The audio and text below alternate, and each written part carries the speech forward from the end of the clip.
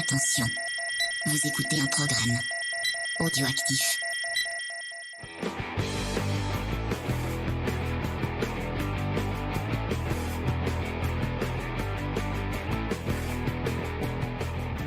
Salut à tous et bienvenue dans Comics Discovery, l'émission qui vous fait découvrir le monde merveilleux et magique du comics.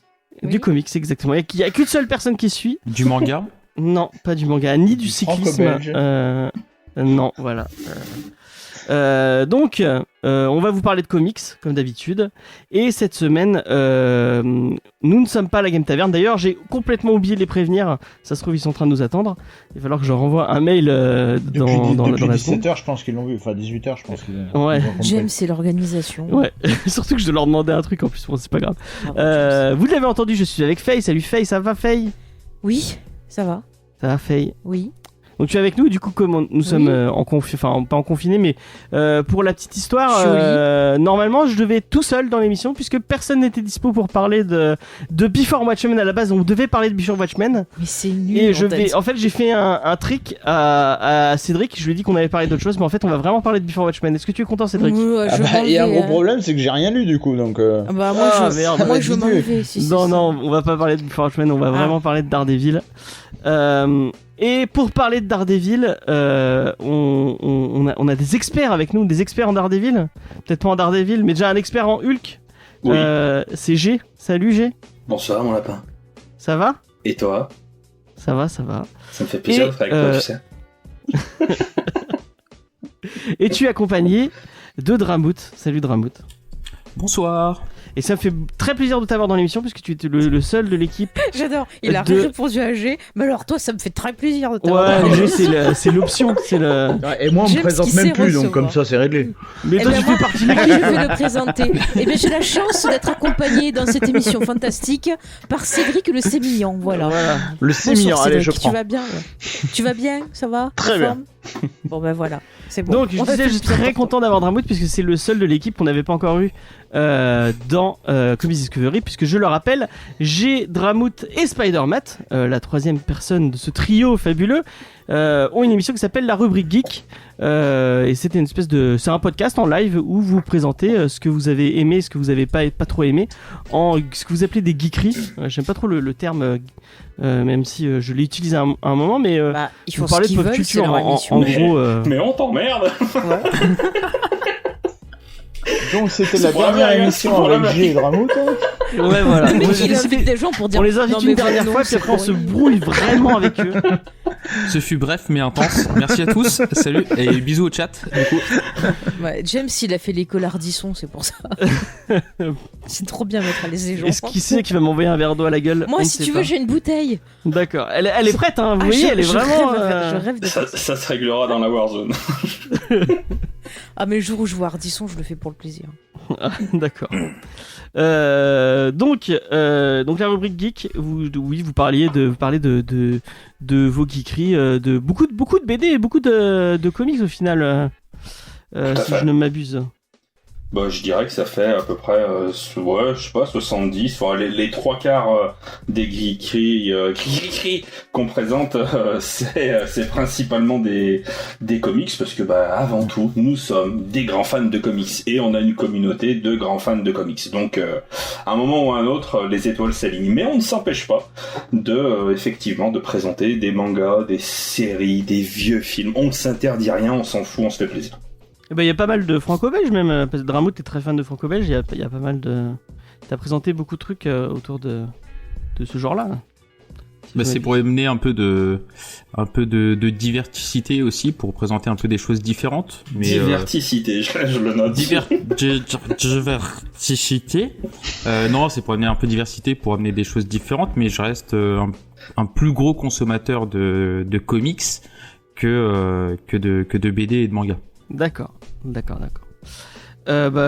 Si vous voulez aller écouter tout ça, le lien sera dans la description bien sûr, et on en parlera un peu plus longuement après les news qui, je le rappelle, vont être très très courtes puisque je ne fais pas bien mon travail comme chaque semaine. Et je n'ai même pas préparé la checklist. Donc ma checklist va être juste le site. Pour les gens qui ne le sauraient pas, allez sur MDCU. Vous allez sur le calendrier et voilà. Oh là là, Tout mon travail est fait par MDCU. Feignant jusqu'au bout. Qui MDCU n'est pas tout le temps à jour et n'est pas tout le temps complet en plus. Ah bah, et mais ma checklist n'est pas tout le temps à jour et n'est pas tout le Elle temps n'est pas tout complète. le temps complète. Ouais, voilà. Tu as bien, mais avec ça, tu as très bien défini Comics Discovery. Encore une fois, on vous parle de comics de façon très approximative. Donc on commence. On noterait que on va sur Geek en série, j'essaie de bien préparer les émissions. Ouais, mais on Je peut dis pas, ça, on peut sait pas qui, on sait qui est toujours avoir mon sérieuse. charme et pour Voilà. compenser. Non mais tout- on tout voit ça. qui est la sérieuse de la bande, c'est tout. C'est tout ce que j'ai à dire. Donc, on va commencer avec une news pas très heureuse, puisque c'est Denis O'Neill qui nous a quittés il y a quelques jours. Si vous connaissez pas Denis O'Neill, c'est un auteur qui a un peu révolutionné le genre, surtout chez DC. Il a fait pas mal de Batman. On pense fort à lui. Et on est triste de voir encore une fois un grand auteur de comics qui nous quitte. Est-ce que vous avez un titre en particulier qui vous aurait marqué de cet auteur ? Futur imparfait. Ouais. Non, je déconne. Voilà, mais Ah oui, je sais pas. Non, mais c'est une blague. C'était Georges Perez. C'était pour remettre Hulk, comme d'habitude, sur le tapis. Mais non, déjà, son Green Arrow, Green Lantern, bien sûr. Ah oui, c'est vrai que c'est lui qui a fait ça, qui a fait ce truc. Mais ouais. Je l'ai pas encore lu, mais vraiment, j'entends beaucoup de bien. Ah je suis certain que tu vas kiffer. Vraiment. Et donc c'est le fameux run où Green Arrow et Green Lantern traversent les États-Unis et un peu se le relie avec les États-Unis avec des problèmes sociaux. Et C'est on ça. voit Speedy qui prend de la drogue. Entre autres. C'est une espèce de traversée des États-Unis par Green Arrow, Green Lantern, en gros. Et puis à la rencontre des problèmes sociétaux des États-Unis à l'époque. Et il y a des problèmes qui sont encore énormément d'actualité. Et quand le joli monde un petit peu manichéen des super-héros rencontre la réalité, ça donne quelque chose d'absolument dingue, d'absolument poignant. Et puis de toute façon qui a fait date, clairement. Voilà, c'est pour ça que je te le conseille vraiment, parce que je sais que t'aimes beaucoup ce genre de sujet. Et l'actualité et la qualité du récit, je suis certain que ça va faire mouche avec toi. Et j'ai hâte de lire ça. Oui, et j'aime beaucoup quand les comics parlent d'actualité et de faits de société. Surtout avec ces deux personnages, vraiment avec Green Arrow qui est vraiment le côté peut-être plus social entre guillemets dans ce qu'est capable de faire DC, et Green Lantern qui est peut-être un peu plus conservateur. Vraiment ce duo de personnages face à ces faits de société, ça pourrait être intéressant. Tu l'as lu, Cédric? Est-ce que c'est un truc qui fait partie de tes lectures? Alors, je l'ai pas encore lu, ça fait un moment que je le vois passer et que j'en entends parler, donc un jour ou l'autre je le lirai, mais c'est vrai que même je crois que Denis O'Neill, j'ai encore jamais lu de choses de lui. Mais oui, après tout le monde s'accorde à dire que c'est un monument, quoi. Mais non, un jour ça viendra, mais bon, on peut pas tout lire d'un coup. Tout à fait. Ok.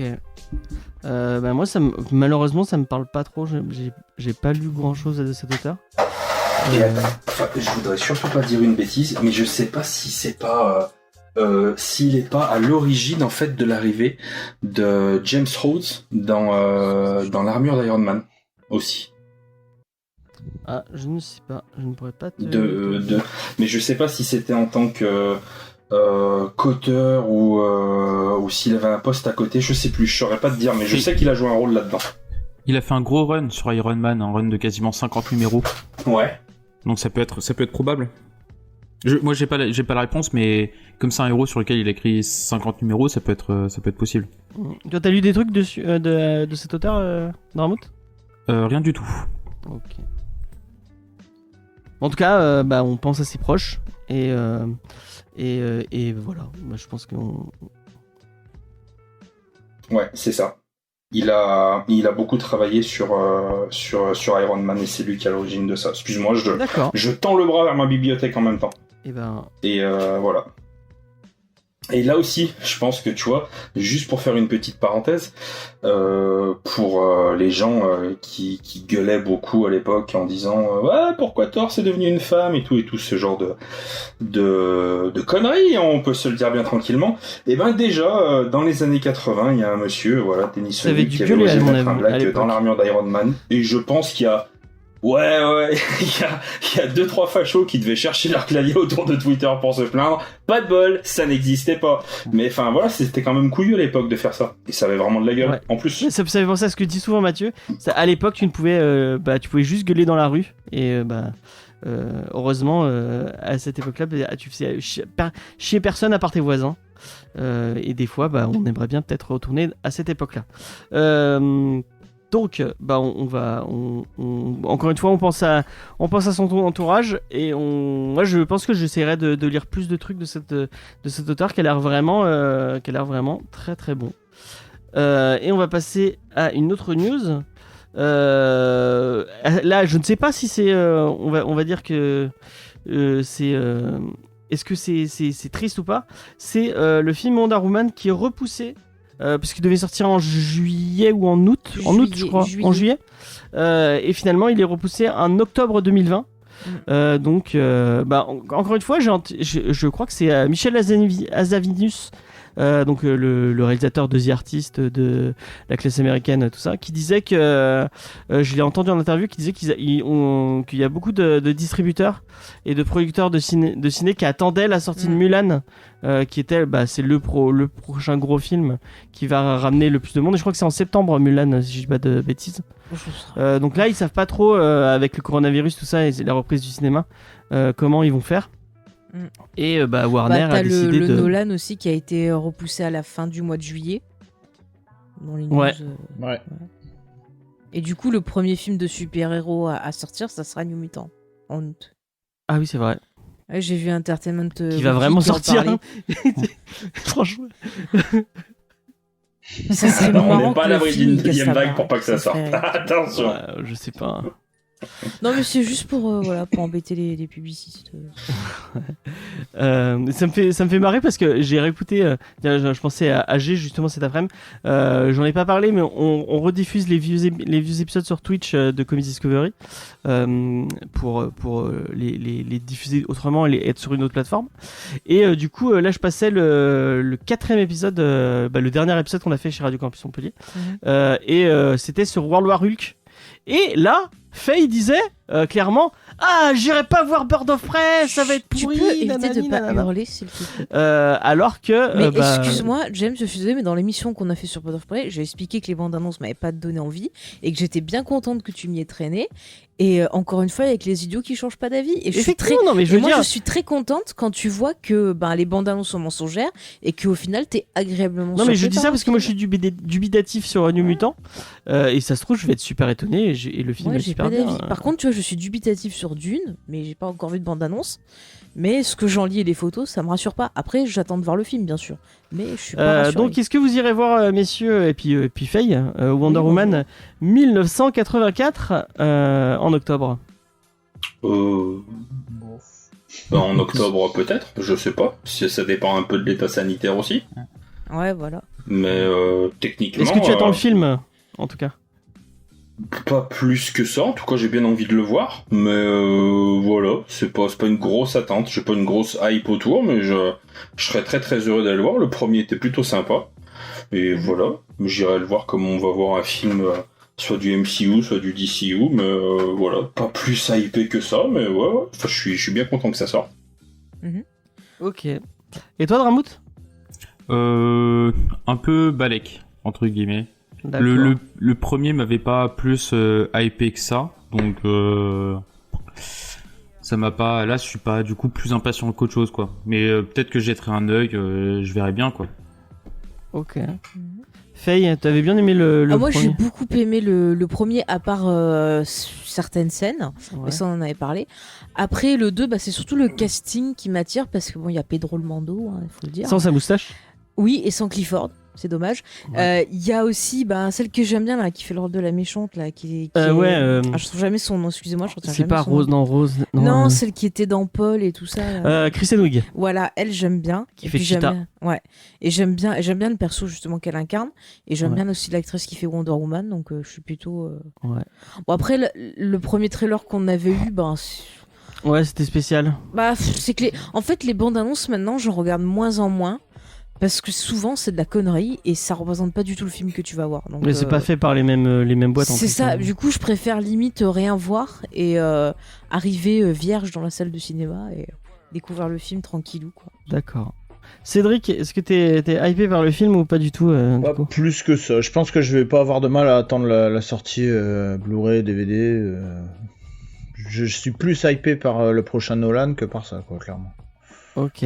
Donc tu feras pas partie de l'équipe qui ira le voir De toute et qui façon, fera une émission sur son Wonder Woman Je 1980. ne sais pas. Je ne sais pas. de toute façon, c'est triste cette année, il y a pas de film Star Wars, alors on s'en fout. Lui. Ça y est, c'est parti. Moi je déprime, mais t'imagines à Noël, j'aurais pas de film Star Wars, mais c'est la déprime. Hein. Oh, j'envoie un bisou à Mathieu de loin s'il écoute. Mais en l'émission. même temps, si allez, à chaque fois qu'il y en a un qui sort, tu râles dessus, autant qu'il sorte pas.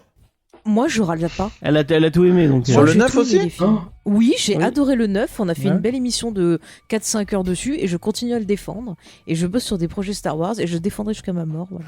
Est-ce que tu veux Oui. dévoiler ton projet Star Wars ou pas encore? Non, pas encore, parce que D'accord. sinon ça me portera la masque. Il y a un projet secret sur Star Wars qui pourrait arriver. On ne sait pas Tu quand. te tais. D'accord, je dirais. Oh, mais c'est pas possible ce garçon. On va partir sur une autre news plus sympathique cette fois. Je sais pas si vous êtes. Ah merde, je sais pas si on a les bons invités pour ça, puisque Dramout va encore nous gâcher le Kenki. Donc Dramout n'essaie pas trop de parler de. Ah oui, j'ai vu De ça faille. c'est sur Instagram que j'ai vu ça. Je sais plus. Qu'est-ce qu'ils ont fait Où le tu Kenki parlais de Lock and Key. Mais je déteste pas Lokenki. Non, Voilà. il a juste brisé les rêves de tout un pan du public. Mais Oui, bon, mais alors du coup, parce que moi j'ai pas eu l'histoire, j'aimerais bien savoir ce qui était. Non, mais oui, non, mais. C'est que jusqu'au tome 3, c'est vraiment excellent. Mhm. C'est un comics ouf. Puis après, ça se tient plus, donc ça m'énerve. Oui, il y a une règle qui est cassée, mais c'est pas. Ouais.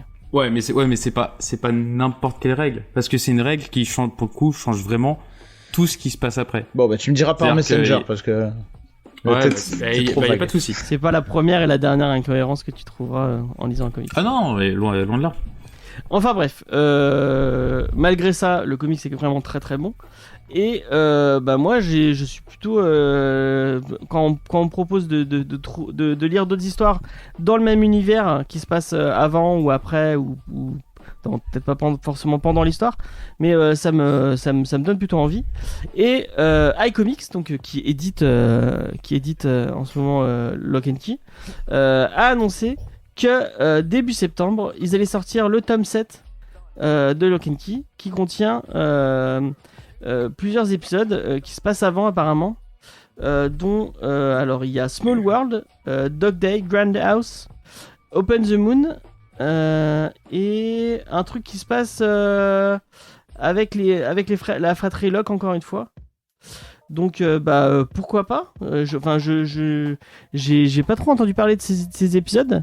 Et j'espère que c'est pas trop des failers et des trucs pour remplir pour essayer de faire de l'argent avec l'univers alors qu'ils ont plus trop d'idées, mais pourquoi pas. Et moi je pense que je pense qu'on traitera, je sais pas si en faire un Comics Discovery peut-être pas, mais j'en parlerai peut-être dans Roku Comics ou en tout cas je l'achèterai, je le lirai et j'essaierai d'en parler parce que ça me donne plutôt envie. Donc voilà. Est-ce que vous aurez envie de lire ce tome 7 du coup, Faye? Bon, si je tombe dessus. Ok, bon, pas de hype présente chez Faye. G? Pas du tout. Ah ouais? Ouais. Non, parce que j'ai les éditions en fait de Milady, tu sais quand ils avaient fait La Master Edition? Ouais, celle que t'as en fait qu'on voit derrière dans les recos et qui était très très bien. Et au final, quand c'est ressorti chez iComics, ils ont fait moins bien que la dernière édition de Milady et en plus cher au final, si je dis pas de bêtises. Donc non, je ne donnerai pas de sous pour le tome 7. Mais en fait, ils ont pas parce que Milady les avait sortis comme eux ils les sortent en fait en c'était 6 volumes. C'était même en souple, je crois. Ouais, c'est vrai, c'était peut-être du souple parce que Milady faisait du Il me souple. semble que c'était du souple. Ouais. Et du coup, ils avaient sorti cette édition en plus belle qualité. C'est vrai qu'elle est très très belle. Ah, elle est magnifique. Mais je trouve ça bizarre qu'ils la rééditent pas sous ce format-là. Parce que ça rapporte plus de sous. Peut-être. Ah ben, les éditions simples, je crois que chaque tome est genre à 18 balles. Hein. Ah oui. Ouais, parce que celui-là, Ok. il est à 17,90. Donc, ça Ah oui, fait même d'accord. rien. Ouais, je pensais Ouais, qu'on mais était c'est- autour de 15-16. Non. Et c'est d'autant plus frustrant parce que moi, c'est celle-là comics que j'ai. Hein. C'est d'autant plus frustrant parce que il y a quasiment 0 éditorial. C'est-à-dire Ah ouais que il y a vite fait dans les 2 premiers une petite page d'un grand auteur qui parle dessus. Ouais. Qui sont des trucs vieux, enfin qui je pense qui étaient déjà en plus dans les trucs de l'époque. Mais il n'y a pas d'éditorial, il n'y a pas d'effort de rajouter peut-être certains trucs sur les clés ou une petite interview ou un petit truc ou une Il mise y a en pas de contexte. bonus. Ah non, non, c'est balèque. Bah. Et je crois que même que les premiers tomes, ça se finit. Rien, même pas de récap des clés ou des conneries comme ça. Donc Ah c'est. ouais. Après, Moi, iComics, j'étais sur les vachement grosses déçu franchises parce comme que- ça, ils font pas trop d'édito. Ils font ça sur les petits Ouais. trucs genre Skyward ou Bitterroot, mais sur les tortues, c'est pareil, y a pas grand chose, quoi. Ah bah les Ouais, mais tortues, non, il y a même moins que rien, quoi. Enfin, il y a les couvertures alternatives C'est que ça. tu peux retrouver à la fin, mais enfin bon, on va pas faire la hola non plus parce que c'est quand même juste le minimum. Ouais. Mais il y a pas de résumé, il y a pas de présentation des personnages. Enfin, l'éditorial chez iComics, de ce que j'en vois, c'est réduit à sa plus Ça simple dépend parce que expression. par exemple sur Bitterroot, il y a des tas de bonus, des articles, Ouais, des c'est vrai, des essais sur. Ouais, mais c'est les rares, tu vois. Ouais, Parce que une grosse partie du catalogue niveau éditorial, ils mettent rien. ouais, Voilà. c'est vrai. T'as plus certaines exceptions, alors que Ouais. Rick et Morty, Tortue, iComics, tous ces trucs-là, t'as truc. Enfin, Ils ont peut-être pas le matériel. Enfin, sur le Kenki, il doit y Attends, avoir des ouais. trucs, mais. Et puis Rick et Ouais, Morty, les Tortues Ninja Rick et et Morty, y a pas grand Morty, chose à peut-être dire. rien à mettre. Bah, il y a pas besoin d'avoir de matériel pour faire un résumé du tome précédent et faire un petit trombinoscope. Hein. Ah oui, c'est vrai, c'est vrai. Mais c'est d'autant plus frustrant que Lock and Key qui est quand même adulé par beaucoup de lecteurs de comics, adulé dans le milieu des comics, etc. T'as forcément en plus du matos pour une œuvre qui a 10-15 ans. C'est quoi ça entre je connais plus l'année de sortie, mais c'est une œuvre qui est assez vieille. Il y a eu plusieurs éditions, il y a eu plusieurs tafs de fait. C'est d'autant plus frustrant en fait. Et bon, enfin bref, c'est pas le sujet, mais. Et bah Sullivan, si tu nous écoutes, mets un peu plus d'éditorial dans tes bouquins. Mais moi, ça m'empêchera pas, je pense, de prendre ce titre parce que ça me donne plutôt envie. Cédric, je sais pas si t'as donné ton avis, est-ce que tu dirais, Je suis partagé, je suis un peu de l'avis de G, c'est-à-dire que moi aussi j'ai un master édition et ça me fait chier d'avoir une édition à côté qui, enfin, tu sais comment je suis un peu maniaque des bibliothèques, quoi. Ah, je Et- c'est vrai. Et du coup, ouais, ça me fait un peu chier aussi. Après, je pense que j'essaierai de le lire quand même d'une manière ou d'une autre parce que bon, ça peut être un petit bonus sympa, on va dire. Et D'accord. après, par contre, je crois que Joel est, bah oui, enfin c'est sûr, même Joel est chez DC en ce moment et apparemment il fait une série qui est assez bien vue pour l'instant.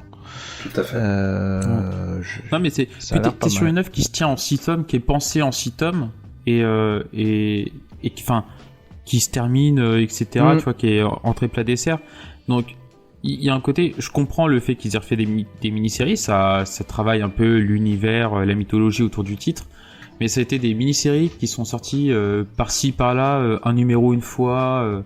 Il y en a une qui date d'il y a 10 ans et une qui date d'il y a 2-3 ans. Enfin, des fois je me dis, est-ce qu'il y a la même passion dans ce travail-là que dans ton œuvre complète que tu as vraiment travaillé à fond pendant quelques années, ou est-ce que finalement c'est juste des fois le plaisir de se retrouver avec le mec et de faire un travail de 22 pages et puis basta. Tu vois ce que je veux dire? Des fois cette extension d'univers n'est pas toujours au même niveau que l'œuvre pensée originellement, quoi. Ouais, moi je vois ça un peu comme quand dans un DVD tu regardes les scènes coupées, quoi. C'est des petits trucs en plus, c'est pas indispensable, je pense. Carrément. Faye? Oui, moi je pense que ça s'adresse aux gens qui sont très très fans de l'univers. Et quand t'es fan d'un univers, t'es tout le temps content de pouvoir avoir un petit bout qui te permette de revenir dedans et de retrouver des lieux, des personnages que tu aimes. Donc je pense que ceux qui ont vraiment énormément aimé l'œuvre seront contents d'avoir ce volume-là. Après, moi je sais que perso j'ai bien aimé Lock and Key, mais c'est vrai que voilà, l'histoire me suffit et que c'est peut-être pas forcément un univers où je vais avoir envie de revenir parce que l'histoire m'a suffi, voilà quoi. Mais je comprends très bien les gens qui sont. Et donc vous lirez pas le spin-off avec Sandman? Ouais, Sandman qui doit arriver. Sandman, c'est pas pareil, ça va m'attirer plus. Tu vois, je suis plus Sandman. Vous en avez parlé dans les. Enfin, je sais même pas si vous l'avez lu. Est-ce que vous avez lu Sandman de Gaiman Non. Déjà. Du tout. Que le début, moi. Ah, en plus le début c'est un peu. Au niveau du dessin c'est un peu compliqué. Moi, j'aime bien. Ah moi c'est ce qui m'a posé problème dedans. Au début. Pour rentrer dedans c'est compliqué. Ouais. Et une fois que tu rentres dedans tu découvres Ouais, un des meilleurs comics que moi que j'ai jamais lu. Alors oui, c'est un bon comics, mais c'est pas à lire d'une traite. Hein. À lire d'une traite, non, c'est vite. C'est vrai que si tu tapes tous les 7 tomes d'intégrale d'affilée, je pense que tu arrêtes vite en cours de route. Indigestion. Ouais, mais après c'est vrai que c'est formidable, c'est sûr. C'est fou, c'est très très fou. On vous le recommande à tous les deux, si vous avez l'occasion. Et pour ceux qui n'ont pas lu Lock and Key, lisez Lock and Key parce que c'est vraiment très cool. Moi, je conseillerais plus le comics que la série télé. Ouais, la série télé, elle est très dispensable. Malheureusement, elle est très dispensable. Moi, j'ai tenu 5 minutes. Ah ouais. Après, si ça donne envie à des gens de découvrir le comics, c'est déjà ça, quoi. Moi, j'ai lâché à partir du moment où j'ai vu Rufus. Je me suis dit, d'accord, ils ont. Non, mais je pense que si t'es jeune et que t'as pas lu le comics, tu vas aimer, mais si tu connais le comics, tu vas être déçu. Alors, pas sûr. Enfin, je l'ai montré à ma fille, elle a pas regardé l'épisode 2. Ouais. Et moi, j'ai arrêté l'épisode 1 aussi. D'accord. Moi, j'ai tenu 4 épisodes et j'ai arrêté après. Et pourtant, Dieu sait que ma fille a des goûts de chiottes. Elle aime pas Die Hard, donc rappelons-le. Comment ça, il critique sa fille? Elle a ses propres goûts. Elle aime pas Die Hard. Elle aime pas Die Hard, c'est pas possible. Mais c'est pas grave, moi je vais pas la conspuer parce qu'elle est pas d'accord avec moi. Elle a raison, il faut affirmer sa personnalité. Non, il faut aimer Hans Gruber. Il n'est pas question de la conspuer, éventuellement de la vendre au détail. Mais on ne conspue pas à aucun moment. Moi, je l'encourage à affirmer ses goûts, même s'ils sont différents des autres. C'est pas grave. Qu'elle en soit fière. On va finir ces news avec un petit truc, un petit truc un peu gratuit. Donc c'est Sony qui a annoncé sa PS5. Et dans son annonce de PS5, il y avait plusieurs trailers, notamment. Il y a un jeu Star Wars qui a été annoncé. Ouais, il y a un jeu Star Wars, effectivement. Ouais, qui a l'air pas mal d'ailleurs. Oh, mais moi, les trucs de vol, ça me fait vomir. Je peux pas y jouer. Et un autre truc qui fait vomir, c'est le jeu Spider-Man. Mais ça aussi, quand il joue, ça me donne envie de vomir. Alors, moi, j'avais beaucoup aimé le jeu PS4. J'avais vraiment pris un pied monstre à tweeper entre les gratte-ciel de New York. Et ils ont annoncé sur PS5 un remaster et une extension. Et une extension, pas n'importe quelle extension, puisque on va pouvoir jouer Miles Morales. Miles Morales qui apparaissait déjà dans la série, enfin dans le film, excusez-moi. Enfin dans le. Tu vas y arriver. Le jeu, voilà, dans le jeu, qui apparaissait dans le jeu, mais qui n'avait pas. Où on le voit avoir, si je sais plus. Tu l'as fait, Spider-Man ? Tout à fait. Et je dis des conneries si je dis que il obtient pas ses pouvoirs dans. Non, j'ai pas. De toute façon, il est pas jouable, on le voit pas, mais j'ai pas souvenir qu'il obtienne ses pouvoirs. Si, on le voit. Ah, je sais pas, je me rappelle plus. Si, on voit le personnage, il le sauve. Il le sauve ? Oui, il y a son père son père est blessé pendant une attaque. Ah oui, non, mais Miles Morales, tu le vois, mais est-ce que moi, j'ai pas souvenir de l'avoir vu avec ses pouvoirs.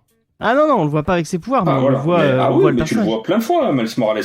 Mais le jeu PS4, il est juste histoire d'en remettre une couche, mais il est monstrueux. C'est la meilleure histoire de Spider-Man que j'ai lue depuis, je sais pas, 20 ans. Alors, pour une fois, je suis pas d'accord avec toi. Moi, Je croyais que tu aimais Miles Alors, Morales. j'ai bien aimé le gameplay, j'ai bien aimé... Non, il te parle du comics. De quoi ? Non, il a dit que le comics. L'histoire du jeu Ah, est tout simplement génial. j'ai entendu le coup. Moi, j'étais un peu déçu par l'histoire du jeu. Au final, J'ai vomi. j'ai pas trouvé ça C'est foin. C'est sympathique, mais ça, voilà, c'est pas. Par exemple, Arkham City et Arkham Asylum, j'ai trouvé plus sympathique que Spider-Man. Ah, je peux pas te donner tort. Ouais. Je peux pas te donner tort. Arkham dans Asylum Arkham est City, ouf. dans Arkham City, dans Arkham Asylum, il y a pas Spidey quand même. Du coup, si on compare sur le nombre de Spidey présents, Ouais. Mais il y a Batman. Et dans Arkham City, il y a Damien en plus. Donc voilà. Super. Oh. Enfin bref, voilà, c'était une petite news comme ça, rapide. Je sais même pas si j'achèterais le PS5 et je sais pas si je réachèterais le jeu sur PS5. Mais s'il sort extension sur Non, PS4. mais déjà, j'achète pas le PS5, ça va être Pourquoi cher. pas. Je vais attendre qu'elle soit moins chère. Voilà. Oui, effectivement, on l'achètera pas Day One. Mm. Même pour jouer avec à la des Warzone. On va passer vite fait à la checklist. Encore une T'as fois. dit que tu l'avais pas fait. Oui, mais j'ai Entre-temps, il a affiché la truc- page.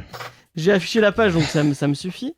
Donc, mercredi 17 juin, sort le premier épisode du renouveau de Spider-Man, donc le Spider-Man de Nick Spencer et Ryan Otley, et qui apparemment est plutôt décevant. D'après ce que j'en ai entendu, j'étais plutôt hypé, j'avais envie de l'acheter et je crois que c'est Spider-Man qu'on avait parlé plusieurs fois dans votre émission. Oui, il a dit que c'était de la merde. Et, Donc, et voilà. je te demanderai de ne pas couper ça au montage. Il a dit que c'était de la merde et que... Comment il s'appelle le dessinateur? Dis, je n'aime Ryan pas. Otley. Ryan Que Otley. Ryan Otley dessinait comme une bite. Voilà, il l'a dit. Alors, il l'a il est dit. très- Il est très vulgaire, ce garçon. Pour ceux qui nous croient pas, vous pouvez aller sur le compte Twitter de la rubrique Geek.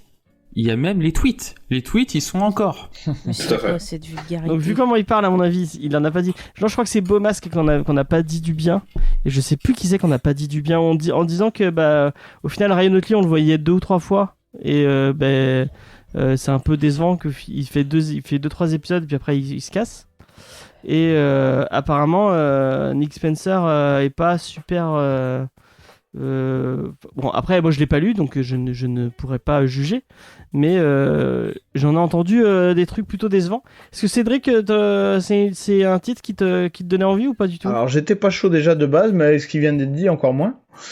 D'accord. Non, puis là en ce moment avec tout ce qu'Urban sort déjà, je vais pas arriver à tout acheter chez Urban, donc je vais pas passer chez. J'avais Panini oublié que non t'étais plus. d'ici sexuel. Que tu n'étais Mais pas ouais, du tout. j'ai failli acheter Xbox, mais non. J'ai préféré acheter Green Lantern. D'accord. Putain, je l'ai pas D'accord, encore trouvé, moi, le tome 2. Et putain, sur Excalibur, il y est pas quoi. Bah ouais, pareil, sur ça, Ouais. t'es pas livré. Déçu. Ouais. Sinon il y a le Avengers de Aaron et McGuinness. Et je ne l'ai pas lu donc je sais pas si c'est bien. J'aime bien Jason Aaron.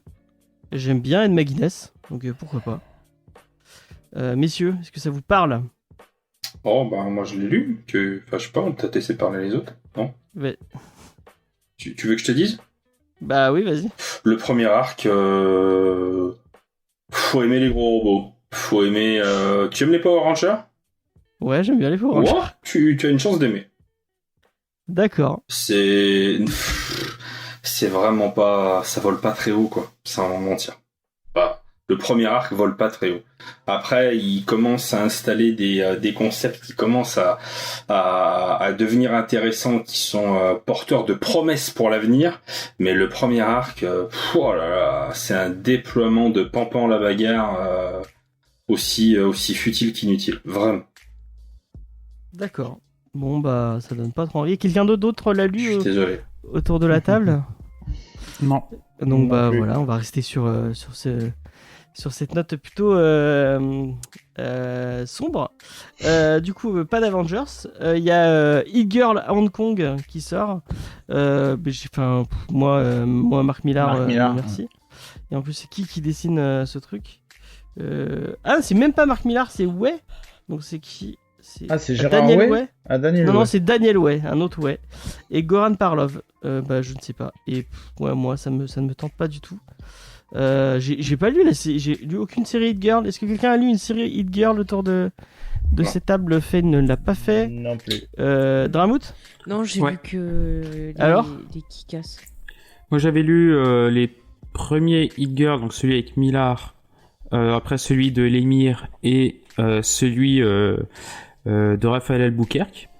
Et de toute façon, c'est purement du divertissement. Hein. C'est un rythme rapide, à tout va, avec avec action, Vérité. qui se veut action à chaque page, quoi. Ouais, Ok. mais je trouve que c'est du bon divertissement. Donc c'est assez sympa, mais je sais que je les ai plus pris en fait pour les noms, c'est-à-dire que je voyais l'émir, c'est pour ça que je l'ai lu, et le Albuquerque, que j'adore les dessins d'Albuquerque, donc c'est ça qui m'a fait passer un bon moment, quoi. Mais scénaristiquement, c'est pas non plus, ça vole pas haut, hein. C'est pas foufou, hein. Pourquoi personne fait des comics sur des gens qui jouent à Rami? C'est trop bien Parce ça. que ce n'est pas intéressant. Moi aussi, Euh, attends. Sinon, si vous aimez les intégrales, sachez que vous avez l'intégrale Spider-Man de 70 qui ressort. Ah, ça peut être Et sympa ça. l'intégrale de Thor de 71 qui ressort. Bah, j'étais pas née. Les légendes de Marvel Avengers. Marvel Ruin. Je ne sais pas du tout de quoi ça parle, Marvel Pardon. Ruin. C'est de Ellis. Je sais pas si c'est en suite avec Marvel, la série de Busiek et de merde, comment Grosse. de Gross, je ne sais pas du tout. Une série de et Warren Ellis. Bon, non, je sais pas de quoi ça parle, donc je vais pas m'aventurer dans commenter des trucs. On va passer au vendredi. Mhm. Il y a un truc de Shazam qui sort avec un dessin assez particulier. Qu'est-ce que c'est? Qui est au dessin? Oui, c'est tellement préparé cette. Mais c'est pas Urban Kids? C'est pas un truc pour les petits, ça? Je crois que c'est peut-être Urban Kids. Non, c'est Urban Comics. D'accord. Parce que les dessins, ça avait l'air, ouais, dans le délire. Ouais, les dessins font très enfantin. Donc c'est un truc de Shazam. Billy Batson and the Magic of Shazam 1-4. Ah, de Mike Kuntel. Ça me dit absolument rien. Il y a le top 9 et la fin de Fable. Si vous avez pas lu Fable, on a fait une émission dessus. Vous Ah, pouvez c'est la fin, là écouter. J'étais Et là, pas c'est là, le dernier, Je c'est le croyais que dernier c'était tome prévu apparemment. en 10. Tu Il vois. me semblait que c'était en 10 aussi, ouais. Ouais. Et bah sur MDCU, c'est marqué en 9. Donc c'est en 10. Donc peut-être que c'est en 10, je ne sais pas. Non, mais c'est en 10, parce que je crois qu'NDCU, du coup, ils mettent pas à jour par rapport au nombre de tomes qui sont apparaître parfois. Ah, S'il est pas annoncé, ils mettent pas. d'accord. Bon, en 9 ou en 10. En 9 ou en 10. Si vous avez des plaintes, vous allez En voir tout cas, nos c'est amis de chez une MDCU. très bonne série qu'il faut Il lire. y a Harley Quinn Rebirth tome 8 Ouais. qui sort. Moi, j'ai pas lu de Harley Quinn. Non. Je pense, je vais peut-être me faire des ennemis, que je n'ai jamais lu de titre Harley Quinn où, à part Mad Love, où J'en ai pas lu j'étais, des biens. où j'ai apprécié. Par contre, la série, alors j'ai testé 2 épisodes pour l'instant. Ah, la de série la animée. série animée parce que Yael me l'avait conseillé fortement. Ouais. Et franchement, James, il faut qu'on regarde ensemble parce que c'est pas mal. D'accord. Bon, bah, Mm-mm. pourquoi pas. Il y a Léviathan, donc le tome 2. J'ai pas du tout lu le premier, donc je pourrais même pas savoir de quoi ça parle. Est-ce que quelqu'un saurait de quoi parle Léviathan? C'est de qui? Et non. Pas du tout. Et bah voilà. Et bah. C'est très bien. Il y a le tome 2 de The Waverman dont on a parlé dans l'émission. Ah oui. Qui était très ça y cool. est, il sort, cool. Il sort, Et ouais. moi, on n'a pas acheté le 1. On n'a pas acheté le 1. Putain, vas-y, tu Et crois. je sais même plus s'il est encore dispo en 10€. Si, jusqu'au 30 Ouais. juin. Putain, Non, on j'ai ça a vu été que prolongé c'était jusqu'à fin repoussé. décembre, je crois. Ouais. Bon, James, Ainsi on va que- aller voir. Ainsi que Ascender. Ok. Mais Wizardman, très sympa, à part le début qui m'a un peu révolté parce que on fait encore du mal. Aux animaux. Et ça m'énerve. Il a raison. C'est vrai je qu'il y a un ne- petit chien qui en prend plein la Mais gueule. merde, laissez-les tranquilles, ces pauvres bêtes. Oh. Attention, il y a John Tu Wick es qui va venir dévieux. vous Non, je parler. rigole. Non, Donc je The rigole, Waverman c'est c'était perso. cool. Je sais pas si vous l'avez lu, mais en tout cas c'est très très très sympa. Mm. Les dessins sont vraiment cool et Ouais. On l'histoire avait est. beaucoup aimé quand on Ouais. a fait l'émission dessus. C'est un vrai petit coup de cœur. Mm. Je pense que ça te plairait, G. Je te le conseille. Bah, tu vois, ça tombe bien parce qu'on vient de me l'offrir. Eh ben, Ah parfait. bah voilà, c'est parfait. Sinon il y a le premier tome de Live Wire. Bah ça c'est pour notre caution Valiant. La caution Valiant mais Valiant, ouais, de moins en moins quand même, hein, j'avoue. Notre caution Valiant est en train de se perdre. Qu'est-ce qui se passe? Parce que Valiant, c'est plus ce que c'était, quoi. Enfin, t'as lu comme moi le dernier Bloodshot, voilà, quoi. Ouais, c'est pas fou. C'était joli, mais c'était pas fou. Ouais. Alors, pour info, le Fable, c'est bien l'avant-dernier tome. Il y aura un D'accord. 10, voilà. D'accord. Toujours chez Valiant, enfin chez Bliss Comics, il y a Princesse. Je ne sais pas du tout de quoi ça parle. Ça a l'air mignon, en tout cas. C'est ça. Et c'est avec des princesses. Super. Princesse prisonnière de Saturne. Alors, James qui vous résume de quoi ça parle. Princesse. Ouais, moi, je sais pas de quoi ça parle, mais ça a l'air mignon. Après, on va dire qu'on comprend pas ce que tu dis, James. Ouais, mais c'est pas grave. Les gens, ils ont l'habitude. Donc voilà, c'était un peu long cette checklist. Peut-être que je couperai. Moi je suis toujours content de voir un peu de Bliss Comics parce que ils font des trucs cool. Moi je des remarque fois. quelque chose, il n'y a pas de titre Star Wars, c'est un Il scandale. n'y a pas de petite Star Wars cette semaine. C'est un scandale. Et Je m'en fous, j'ai des romans. C'est pas grave. Ce n'est pas grave. J'avoue, le dernier roman est pas terrible, mais bon. Voilà. On a vraiment envie d'acheter des trucs, hein. Vous êtes contents, hein. Ah bah j'ai plein de trucs à acheter, mais pas en comics. Ah, Moi, si, je me Fable, suis, moi, Fable, je pense que. Non, Ouais, Fable, c'est ouais, très vrai, bien. c'est vrai. Fable, c'est très bien. Moi j'ai craqué cet après-midi pour parce que G en parlait tellement que je me suis dit bon vraiment je veux pas me dire fan de Green Lantern si je n'ai pas acheté les Green Lantern de Jeff Jones. Ah, ouais. Donc je me suis commandé chez Excalibur Comics le premier tome de Jeff Jones présent Green Et Lantern. moi, je viens de Et ben, m'acheter moi, le c'est- 6. Et Pareil. moi samedi, j'ai craqué à Easter Egg 11 rue des Sœurs Noires. J'ai acheté un Star Wars Légende que j'avais pas sur Dark Ben, qui est un super personnage. Et tu as acheté aussi tous les romans. Chut, non, ça tant que j'ai pas reçu, j'en parle pas. D'accord. Bon, pas de Tu pas vas me de, porter pas de spoil. malheur. Oh. Pas de spoil. On a fait le tour des news. Allez, Oli maintenant, c'est parti. De quoi? Je dis Oli maintenant, allez hop. Ah bah non, il y a la petite interview entre Ah guillemets. oui, merde. Euh, Du comics aussi. Hein. Alors Dramout, tu vas pouvoir te réveiller. Ouais, bah je suis réveillé. Et on va parler de toi un peu. J'espère que tu es content. Tu as envie de parler de toi. Donc, comment as-tu découvert les comics, Dramout? Oli. Parce que je me suis retrouvé, j'étais lecteur de franco-belge quand j'étais gamin, parce que c'est ce que j'avais à la bibliothèque. Et c'était un peu par la force des choses, avec les films qui sortent,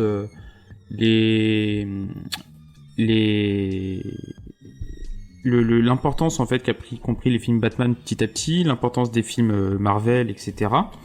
Et en fait, en me renseignant sur certains comics, sur certains films et séries, je me suis renseigné un peu sur les comics et je me suis rendu compte que les comics c'était très très varié, qu'il y avait beaucoup de choses différentes et qu'il y avait aussi des choses qui rentraient un peu dans ce que moi j'aime parce que je suis un gros fan de tout ce qui est polar et policier. Et en me renseignant, je voyais qu'il y avait des titres comme 100 Bullets, des trucs comme ça. Et je me suis rendu compte que c'était finalement aussi varié qu'est le monde de la BD franco-belge, que justement c'est pas que du super-héros qui est un peu finalement le cliché qu'on se fait tous, mais bon, faut savoir faut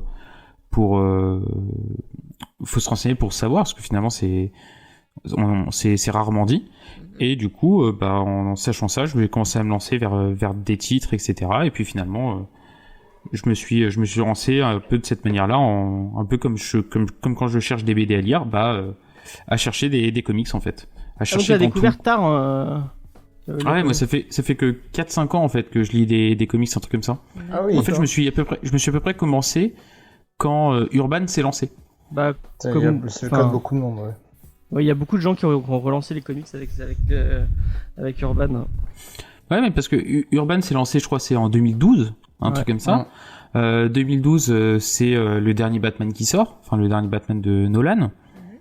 Ouais. Donc ça a quand même fait du bruit. Le MCU est déjà à 5 ou 6 films, un truc comme ça. Donc dont les Thor et les Iron Man et les premiers Avengers. Donc enfin ça a commencé aussi ces moments où ça commençait à faire un peu du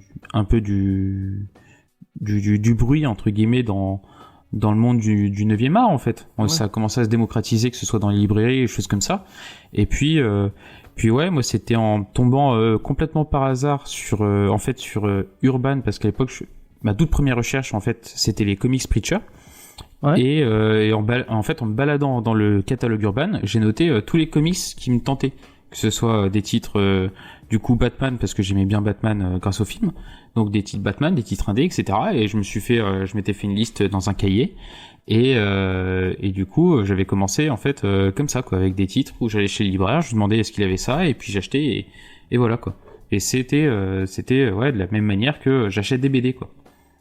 Et est-ce que tu te souviens de ta première vraie claque comics où tu t'es dit ah d'accord, c'est vraiment le comics, c'est ça que, enfin c'est un médium qui est capable de me donner des histoires aussi cool. Ma première, alors mes premiers, elle est arrivée assez vite parce que mes premiers comics, mon tout premier comics c'est Snapshot, c'est un comics indé par Andy Deagle et Jock.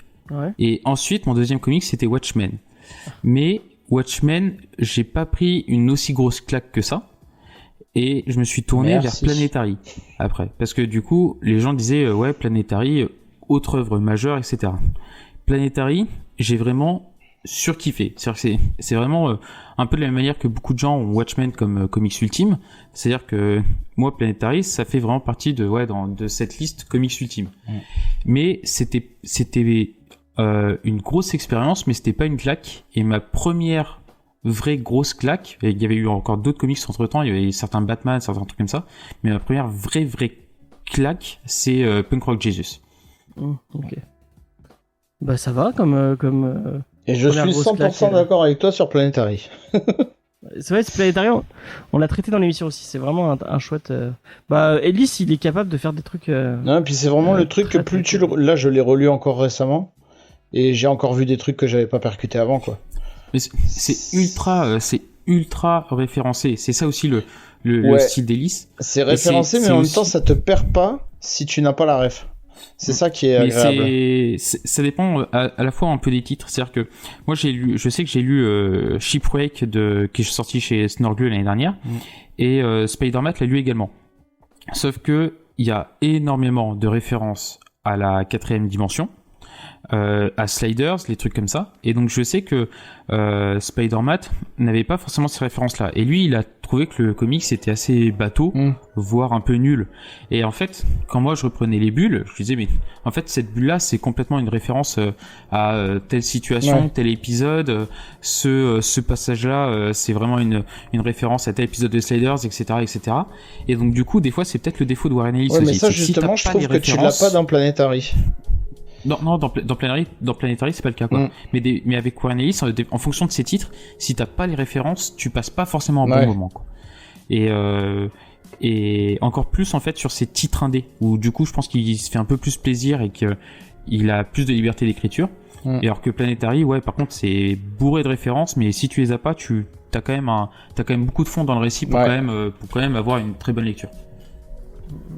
Et il fait un travail assez méticuleux pour que même moi je pense à il y avait un espèce d'arc très Hong Kong, très film de kung fu, tout ça, et moi c'est pas trop ma culture, enfin j'ai pas cette culture, et pourtant tu vois où il veut en venir, et tu sais qu'il essaie de te raconter ce genre de trucs, quoi. Donc est-ce que t'as un auteur et un dessinateur préféré? Dessinateur, c'est Sorrentino, je pense. D'accord. C'est je sais que t'aimes pas, mais moi c'est un style qui me parle énormément parce qu'en fait c'est un mec qui est qui sort des codes classiques en termes de construction. Et moi c'est un truc que j'aime beaucoup parce que en termes de comics, il y a énormément de très bons dessinateurs, et il y a des dessinateurs qui sont aujourd'hui encore plus dans une vague avec le numérique, de pouvoir faire vraiment des dessins de folie et des colos de folie. Et du coup, je trouve que beaucoup de ces dessinateurs-là ont un style qui va être extrêmement percutant et extrêmement bon sur le moment, et qui parfois, des fois, avec les années qui passent, ça peut un peu, pas se dégrader, mais forcément, plus on avance en fait dans le réalisme, plus on va se retrouver à se dire on fait de plus en plus réaliste, et donc ce qui se fait avant fait moins réaliste. Donc j'ai toujours été plus attiré par les dessinateurs qui ont un vrai style, un vrai trait à eux, et c'est ça que j'aime en fait beaucoup par exemple dans la bande dessinée, c'est qu'il y a encore beaucoup de dessins qui se font à l'aquarelle, au fusain, au pinceau, etc. Il n'y a pas beaucoup de digital finalement, et donc c'est aussi pour ça que je prends encore beaucoup de plaisir sur les dessins de BD. On a encore beaucoup de styles de dessin plus vieux entre guillemets. Là, ils ont pas le rendement que demande le comics. Oui, non mais il y a aussi tout l'atmosphère, etc. Comme de la même manière le manga, on doit rendre beaucoup plus vite les pages et ils ont des aides pour faire certaines parties, etc. Donc ça rend des styles, mais je regarde quand même le contenu final.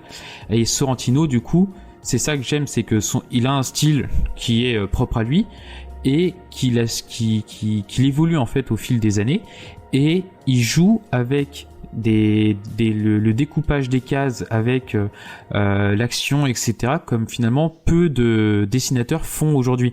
Donc certains dessinateurs dessinent super bien mais ne jouent pas en fait avec la planche, alors que Sorrentino joue avec la planche. Et c'est ça que j'aime dans son style, c'est que il utilise pas que les dessins, il utilise le support. Et ce que ne font pas forcément beaucoup de dessinateurs. Et en termes d'auteur, de scénariste, pour moi il n'y a pas débat. C'est Brian Kevogan que j'adore. Bon, j'aime tous les titres que j'ai pu lire de lui. Donc c'est parce que j'aime cette vision très renseignée de la société, très pointue, et qui est toujours en fait un peu dans des titres, on va dire sociétaux, mais jamais tomber dans la simple dénonciation et à juste un peu faire la leçon de morale. Justement, il est plus en fait dans la présentation des faits, dans la présentation de ce qui se passe, de la réflexion, et c'est ça que j'aime. C'est-à-dire que quand par exemple j'avais lu Ex Machina à l'époque, qui parle d'un super-héros qui devient maire de New York, il y a déjà les problématiques et les questionnements sur le mariage homosexuel, sur la communauté des Noirs, sur la place de la femme, sur toutes ces choses-là, mais on n'est pas dans juste à dire il faut que les Noirs aient plus de place ou on les traite mal. Il apporte plusieurs discours, et en fait plusieurs discours de réflexion, de questionnement, et c'est ça que j'aime. Et c'est dire que on n'est pas dans du discours ou de la vision, on va dire populiste pour aller dans le sens d'un mouvement. On est dans une vision qui présente des faits et qui présente des données. Et après, c'est un peu à toi aussi de traiter les données comme tu souhaites et d'interpréter les faits comme tu souhaites. Donc tu te fais ton opinion et tu te construis la réflexion que tu veux te construire. Et c'est ça que j'aime bien, c'est il ne force pas les gens à penser comme lui, il ne force pas les gens à aller dans son sens, parce qu'il présente toujours aussi des arguments et des points des deux côtés. Donc c'est dire que c'est vraiment libre à toi un peu de te faire ton opinion, même si que ce soit à contre-courant ou en suivant le courant. Et c'est ça que j'aime bien, c'est que il y a la liberté d'interprétation de l'auteur et la liberté d'expression finalement et d'opinion qu'on peut se faire. Et je suis totalement d'accord avec toi, et je trouve que Why the Last Man vraiment arrive à faire ça d'une façon magistrale, alors que c'est une thématique qui pourrait être super casse-gueule. Je pense à l'épisode de Sliders qui a la même thématique et qui est beaucoup plus problématique que le comics. Et il arrive à faire un truc universel. C'est quoi qui t'avait gêné dans l'épisode de Slider? C'est un peu bas du front comme délire. Non, moi je l'avais trouvé plutôt intéressant dans le souvenir que j'ai, quoi. Faudrait que je le revoie. Je le trouve un peu méchant. Mais j'avais pas trouvé la réflexion très intéressante. C'était très il nous faut des hommes pour. Enfin, je trouve que la réflexion de Kevogan est plus intelligente. Les hommes, vous ne servez qu'à faire des enfants. Le reste du temps, vous nous faites chier. Voilà. Je te le dis. Vous êtes des bébés, c'est comme ça. Voilà. Du coup, Kevogan a une réflexion plus intelligente que la tienne. Et je l'emmerde parce que c'est un homme. Moi, vraiment, Why the Last Man, Grâce de Last Man, c'est un de mes titres préférés de comics que j'ai lu depuis un long moment. C'est vraiment très très bien, et Vaughan est très très fort. Qu'est-ce que j'avais dans les autres questions que je me rappelle ? Du coup, avant de faire la rubrique, t'as été rédacteur, si je dis pas de conneries, de review. Ouais, j'écrivais dans le collectif lescomics.fr. Ouais. Et c'est qu'en fait c'est comme ça qu'on s'est rencontrés avec G et Spider-Matt. Ouais. Et la question en fait c'était qu'est-ce qui pourquoi t'as t'as voulu passer le pas de simple lecteur. Qu'est-ce qui t'a donné envie de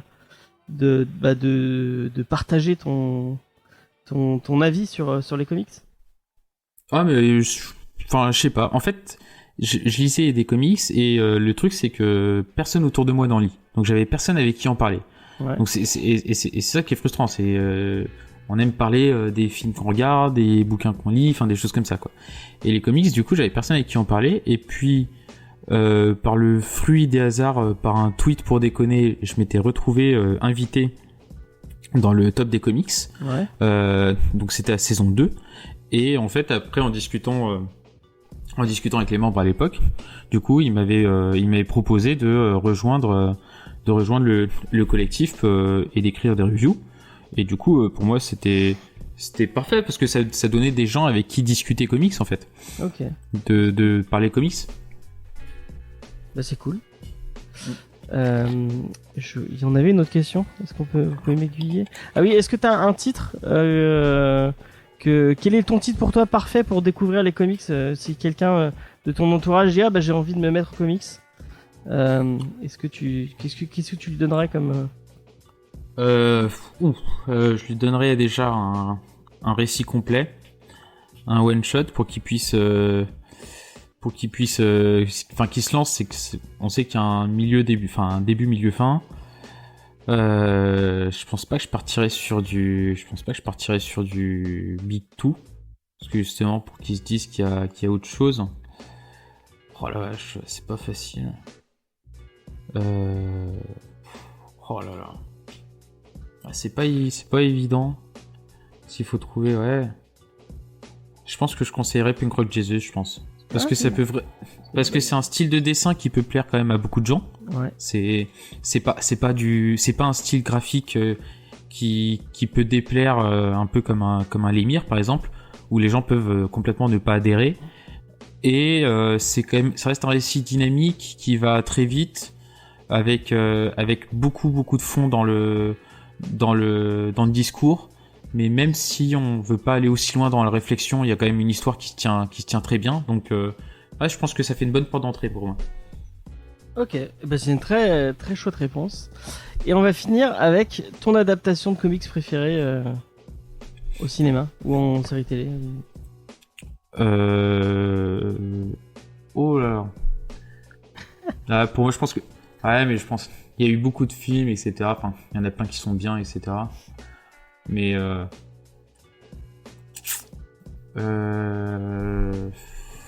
The Dark Knight, ça fait un peu réponse facile parce que c'est quand même une claque, mais bon, il y a beaucoup de gens qui savent que c'est une claque. Donc qu'est-ce qu'on a?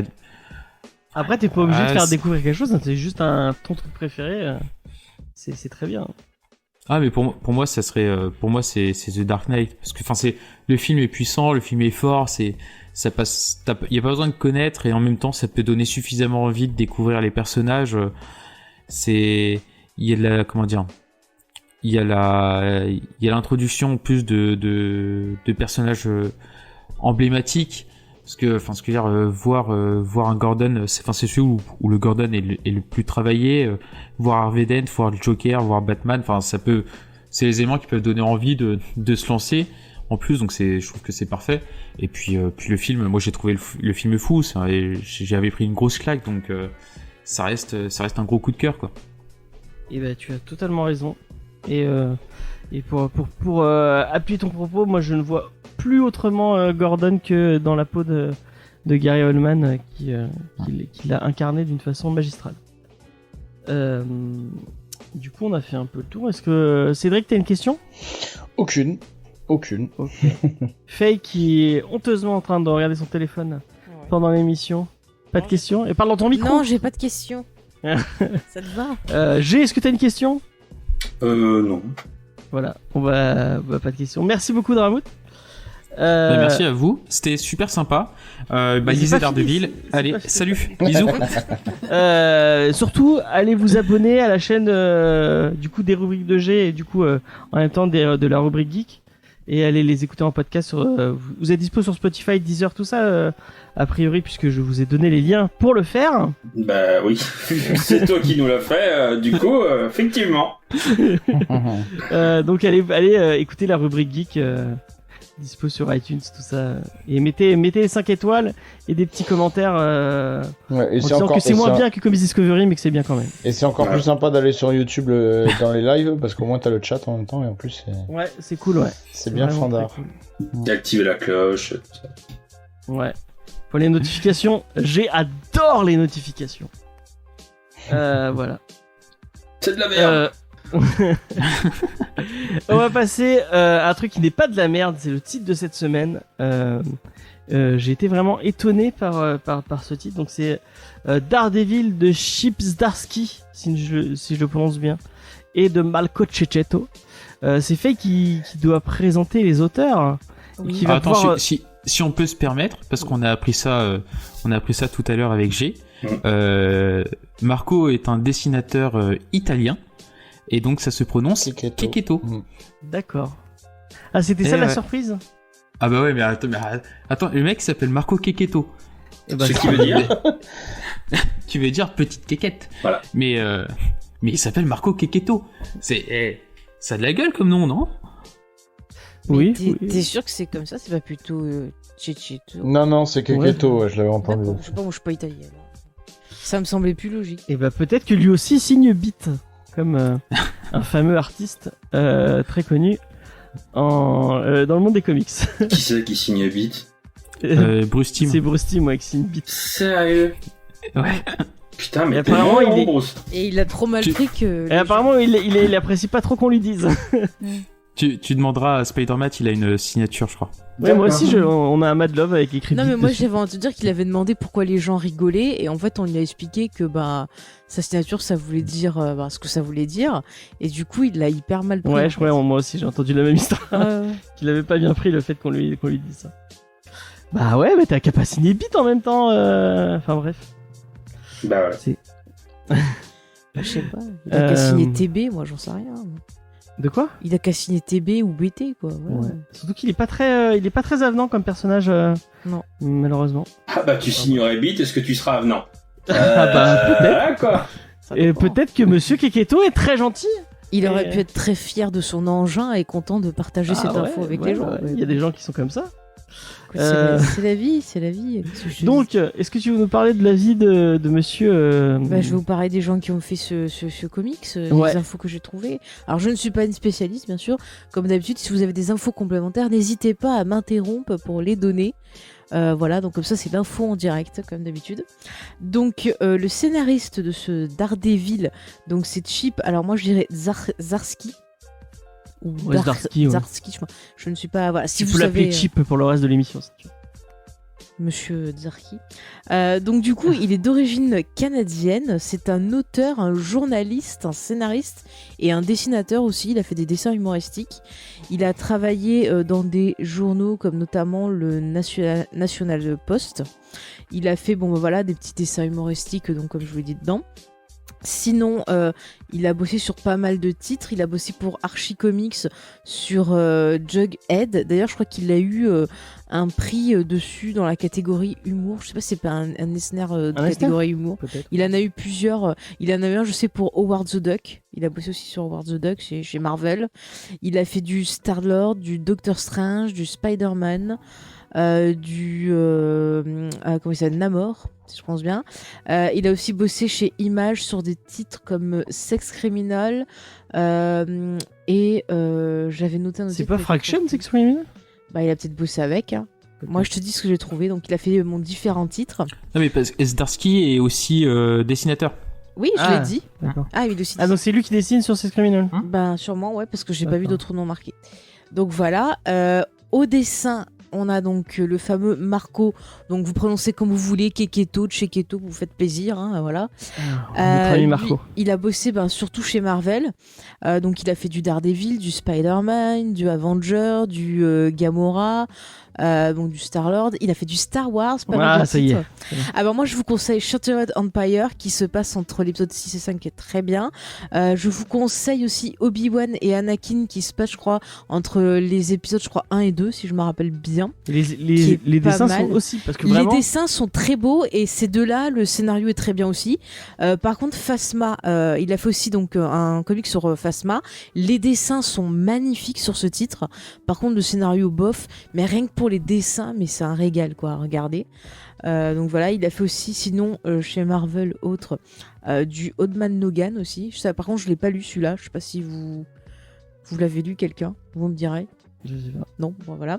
Et sinon j'ai noté à la couleur c'est Sony Cho, mais j'ai pas trouvé qu'est-ce que cette personne a coloré. T'as bien fait de signaler la couleur parce que moi je comprends. C'était écrit, je trouve que c'était important, ils avaient bien mis en valeur ces trois personnes-là. Donc je suis désolée de pas avoir trouvé plus d'infos sur cette personne. Mais je sais pas moi je crois que j'ai pas souvenir d'avoir lu du Keketo, mais ça a été une claque. Ah mais je t'avais pas montré une les titres bifle. Star Wars. Une bifle, ouais, Je t'avais vraiment. montré mes titres Star Wars. Peut-être.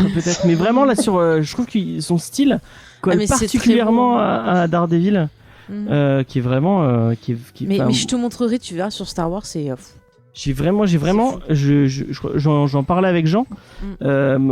J'empiète un peu sur la review de. Oh, tu voles le de travail Cédric, de Cédric alors que t'as pas fait le tien. Bon, j'ai eu la chance j'ai eu le temps de lire que le début, le premier arc, donc le premier tome. Moi j'ai tout lu. Tu m'as dit il faut lire ça, moi j'ai tout lu. Mais moi je le comparais limite à du Born Again tellement j'ai kiffé quoi. Je rappelle Born Again et je pense que le truc que j'ai préféré sur Daredevil. Et Zdarsky, je veux pas dire une connerie, mais c'est pas lui qui a fait aussi Life Story? Tout à fait. Si, d'accord. effectivement, c'est lui, ouais. effectivement, ouais. Je confirme. Donc le mec est bon. Avec Mark Bagley. Donc Cédric, Oui. qu'est-ce que tu as pensé de ce Daredevil? Eh ben que du bon. Que du bon. Merci. Voilà, merci, au revoir, à bientôt. Non, en gros, l'histoire vite fait, on voit Daredevil qui intervient pendant un cambriolage, qui se bat contre les cambrioleurs, qui les neutralise, et on se rend compte plus tard qu'il y en a un des trois qui est décédé. Qui a vraiment neutralisé là pour le coup. Il fera plus de. Il fera vraiment plus de mal. Les gens. Il a pas vu, il était là, il a pas vu, il a chuté. Ouais. C'est comme ça que tu le défends. Je suis son avocate, j'ai d'ailleurs là une enveloppe qui prouve que Daredevil est aveugle et qu'il n'a pas pu le voir. Voilà, et donc, parallèlement à ça, on voit un flic nouvellement muté dans le quartier qui a décidé clairement d'avoir la peau de Daredevil. Et à partir de là, on va suivre ses aventures. Donc il y a plein de questionnements. Déjà les dessins sont ouf. Il y a plein au niveau du scénario, il y a plein de questionnements sur la justice. La justice, est-ce qu'il a le droit de rendre justice lui-même? Est-ce qu'il a le droit de...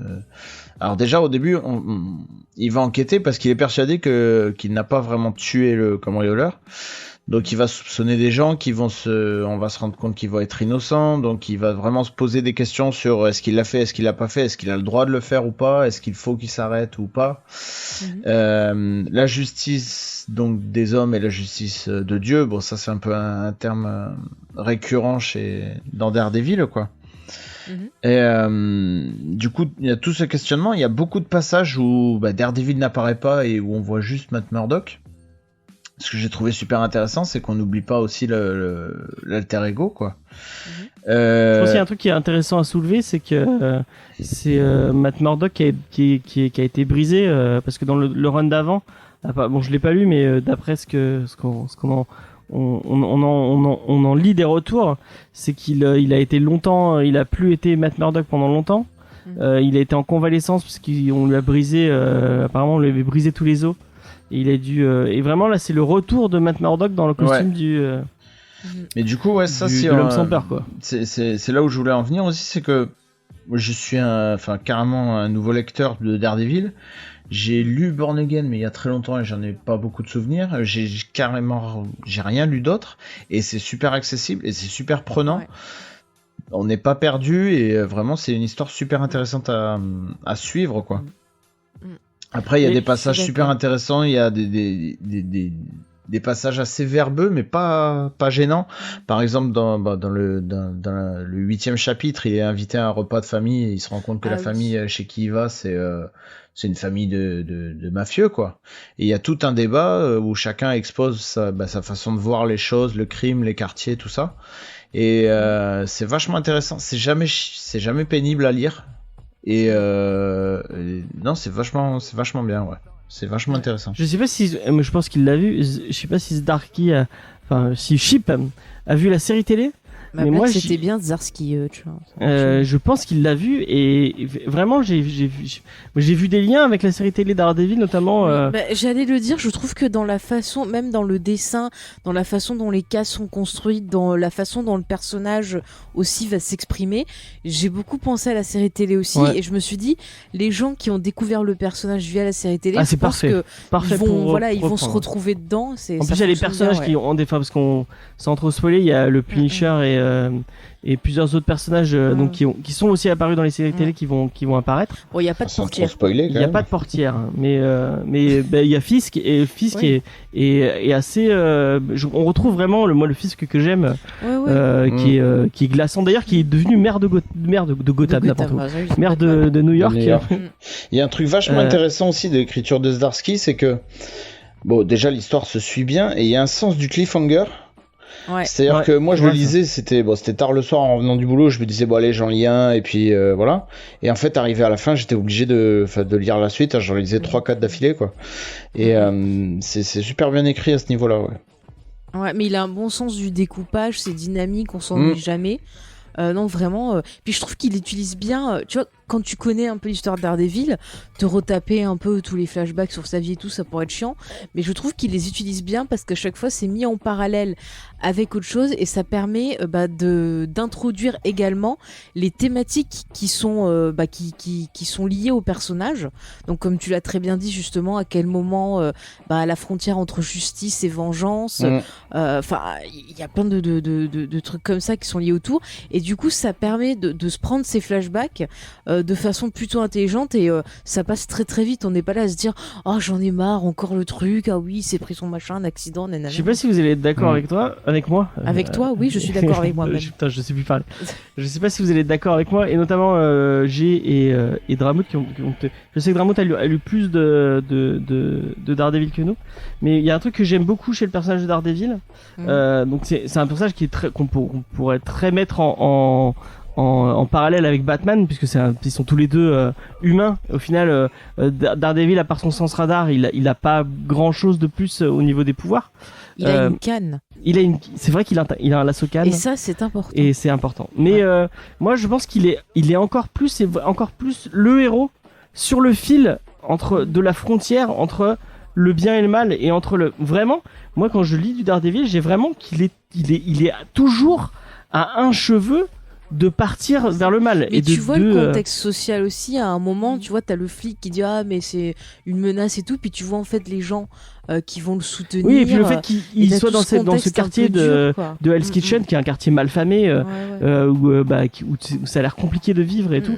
Et on voit que oui, il y a beaucoup de gens de quartier qui le défendent parce que mais tu vois il les défend depuis des années, quoi. Le questionnement social de est-ce que pour essayer de s'en sortir, pour essayer d'améliorer les choses, il faut en arriver à des extrémistes, à être extrémiste, tu vois, à faire des choses violentes et tout. Est-ce qu'il y aurait pas une autre façon de faire? Et tu vois qu'il y a toujours cette dualité dans le personnage entre d'un côté il essaye, mais il voit qu'à chaque fois il est malheureusement obligé d'aller dans l'extrême parce que ça fonctionne pas, et c'est très intéressant. Et en plus le double discours, puisqu'on voit Matthew Murdock évoluer, et en plus on voit ce nouveau flic qui essaie de l'arrêter, et on a son discours et le côté un mec qui fait ça. Et vraiment, il prend son pied à tabasser tu peux pas lui dire bah non, tu as tort. Enfin, tu sens même quand il discute avec le prêtre, tu sens que il aime faire ça, et que c'est quand même compliqué de se dire. Enfin, tu veux dire oui, t'adores, ok, tu aides les gens, mais il y a quand même un côté un peu zinzin tu vois que c'est pas ça, c'est d'être habillé en démon pour aller tabasser des gens mais c'est un la personnage nuit. qui est en colère contre lui-même, en colère contre son père, en colère contre plein de choses. Tout et le en monde. fait, voilà, et il a pas trouvé d'autre façon d'exprimer cette colère-là que par cette voie-là. Et du coup, c'est super triste parce que si, par exemple, il trouvait un moyen d'exprimer ça de façon plus saine, il serait plus heureux. Mais en même temps, est-ce qu'il arriverait à être tu sens vraiment qu'il y a un efficace ou côté pas viscéral qu'il l'aime. Mais Allez, et qu'il écoute, il a besoin je du suis costume. son avocate, c'est un pauvre garçon. Non, ce n'est pas un fou, d'accord, c'est un aveugle, ok, et c'est quelqu'un de très triste dans la vie qui a été abandonné par son père. Voilà. Dramout, t'en as pensé quoi? Moi, j'ai beaucoup aimé. Et ça me fait complètement penser en fait au début du run de Bendis, parce que le début du run de Bendis, il est construit comme un polar noir et comme un policier thriller avec Daredevil comme personnage. Et donc toute l'histoire est bien construite avec Daredevil qui s'imbrique en fait dans l'histoire. Et c'est ça que maîtrise Bendis. Et ben là, pour moi c'est pareil. Ce que fait Zdarsky, c'est pareil, c'est-à-dire que le questionnement de se dire je suis un super-héros, je suis intervenu pour combattre le crime, et par mégarde, j'ai tué un des voyous, voleurs, bandits, etc. Et que du coup, on cherche à m'arrêter pour homicide, et que toi tu dis, bah non, attends, j'ai combattu le crime, ça peut pas être moi je fais partie des gentils, je peux pas tuer quelqu'un, etc. Bah, finalement, c'est quelque chose qui pourrait fonctionner avec tous les héros. Ça pourrait fonctionner avec n'importe quel récit de super-héros. Et du coup, Zdarsky intègre du coup Daredevil à son idée de base, à son principe de base. Et donc c'est pas un récit qui est tourné pour Daredevil et dont il s'amuse à devoir réutiliser le personnage, etc. Non, il a raconté une histoire dont Daredevil est l'un des personnages. Et c'est ça qui, pour moi, lui permet de sortir vraiment un récit puissant et qui marche bien. C'est que son récit, il se tient déjà tout seul et il n'a pas besoin du personnage en fait pour exister. Le personnage ne fait que rendre, en fait, que sublimer en fait son récit par sa complexité, sa profondeur, le dilemme moral qui existe, etc. Et c'est ça qui rend, à mes yeux, le titre vraiment intéressant scénaristiquement. Par contre, en termes de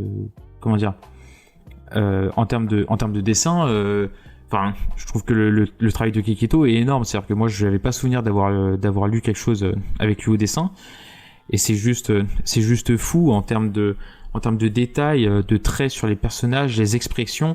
On ressent vraiment la rage, la haine, la tristesse. C'est assez poignant la finesse des traits justement en fait sur les visages, parce que c'est un récit qui passe énormément par l'humain.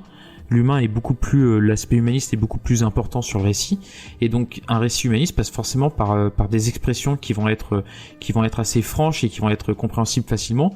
Et le trait de Keketo convient complètement à ce travail-là, c'est-à-dire que on ressent quand le policier est en pleine rage face à Daredevil, avec la rage de vouloir l'arrêter. On ressent la détresse dans le regard de Matt Murdock. C'est vraiment le dessin qui sublime finalement ce récit, et qui le rend encore que meilleur. Et la couleur, j'ai pris une grosse claque. Les plans où on voit Daredevil sur le toit des immeubles, assis en train de penser, il y en a un où ça fait un peu référence à la pose du penseur de Rodin. C'est ouf quoi. On voit la ville en fond avec les buildings, la couleur un peu dégradée. Le trait sublime vraiment le récit de Zdarsky quoi. Puis il a un trait d'un dynamisme. C'est encore une fois ce que tu disais quand tu le vois courir sur les toits de New York, enfin de Hell's Kitchen, vraiment tu t'es pris avec lui. Et il y a une scène de baston en particulier, moi qui m'a marqué, où il y a un côté vraiment boxe, où vraiment c'est à couper le souffle. T'en as pensé quoi toi, G? Globalement la même chose que vous. C'est effectivement un excellent comics. Après, je vais pas redire tout ce qui a été dit, hein. Mais moi, ce que j'ai beaucoup aimé, c'est que Zdarsky s'appuie sur ce qu'a laissé Charles Soule. Il repart vraiment de son statu quo, il n'est pas du tout en train d'effacer le run de Charles Soule, au contraire il va rebondir dessus, l'utiliser et s'en servir vraiment de point d'ancrage pour commencer son histoire. Et ça c'est super important, je trouve, qu'on puisse avoir ce sentiment de continuité d'un run à un autre, et notamment sur un personnage comme Daredevil, je trouve que ça fonctionne vraiment vraiment bien. Après ce que j'aime beaucoup, et c'est je pense quelque chose que je recherche finalement de plus en plus dans mes lectures de comics de super-héros, c'est qu'il y a un moment donné un auteur qui soit capable d'ancrer nos super-héros qui par définition ne peuvent pas être réalistes, de réussir à les ancrer dans le réel. Et il réussit, je trouve, d'une manière absolument géniale en faisant venir, je crois de mémoire, c'est l'inspecteur North, hein, le nouvel inspecteur là, qui arrive. Ouais. J'ai plus le nom en tête, je crois que c'est North. Et North, en fait, c'est un peu l'œil du lecteur lambda qui ne connaîtrait pas du tout les comics et qui arriverait et qui se dirait forcément, mais comment vous pouvez laisser faire un mec comme ça qui est au-dessus des lois, qui fait ce qu'il veut, on doit l'arrêter. C'est notre rôle de flic. Et c'est cet œil extrêmement réel, extrêmement cartésien qui vient sortir à la réalité du comics. Et voilà. Et il y a une partie des flics qui va avoir envie de soutenir Daredevil et une partie qui va réellement avoir envie effectivement faire respecter la loi. Et je trouve que c'est vraiment vraiment bien fait. Et juste je crois que c'est vraiment le truc à conseiller à quelqu'un qui aura envie de commencer Daredevil et peut-être tout simplement les comics en général. Il suffit de savoir un truc tout bête pour commencer, c'est que Daredevil, il sort d'une période où il a été brisé, hospitalisé et qu'il est entre guillemets en voie de guérison, et que c'est pas facile pour lui de réussir à reprendre le rôle qu'il a laissé il y a quelque temps. Une fois que tu connais ça, même sans le savoir, tu le comprends assez vite, quoi. Ouais, voilà. Et il n'y avait pas besoin d'éditorial, hein, le récit de Zdarsky était. C'est pour ça que devant la justice, ça tiendra pas. C'est pas sa faute s'il est mort. Ah, ça y est. Moi, je le défends. Voilà, c'est vraiment un des tout meilleurs trucs que l'on peut trouver actuellement chez Marvel. En tout cas, je le crois. C'est juste ce premier arc en 5 est définitivement totalement exceptionnel, vraiment. Ouais, en plus il finit je trouve que la fin est d'une force. Je sais pas si vous avez été autant soufflé que moi, mais vraiment c'est assez ouf.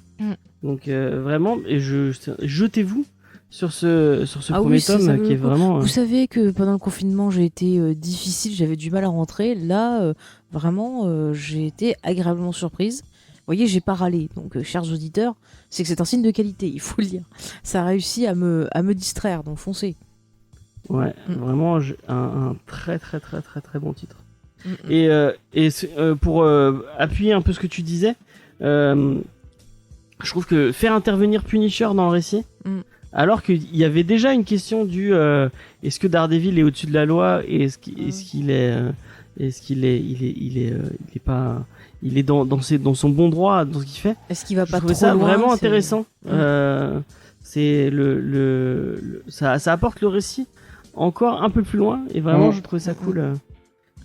Et il réussit à l'ancrer dans l'univers Marvel, ce qui est encore plus sympa. Oui. Non, il y a personne qui est d'accord. Si, non, mais je suis d'accord. À part Faye. Bah surtout, oui, alors, il me semble me souvenir aussi qu'il y a une espèce de, pas de débat, mais une conversation avec le Punisher, où, en gros, le Punisher lui dit que non, il est pas si gentil que ce qu'il croit, quoi. Et ça, c'est assez intéressant aussi. Ça souligne vraiment le fait qu'il soit vraiment sur un fil, hein. Effectivement, comme tu le disais. Mais c'est intéressant parce que lui, il va s'interroger Daredevil alors que le Punisher, lui, ça fait un moment qu'il il se pose plus de questions. Lui, ça fait un moment qu'il a choisi son camp. Donc, c'est intéressant parce que ça se dit qu'il y aura toujours des gens peut-être plus extrêmes que d'autres et que c'est compliqué. J'aimerais vraiment voir Keketo sur du Punisher. Pourquoi il a un trait qui collerait avec. Pourquoi pas?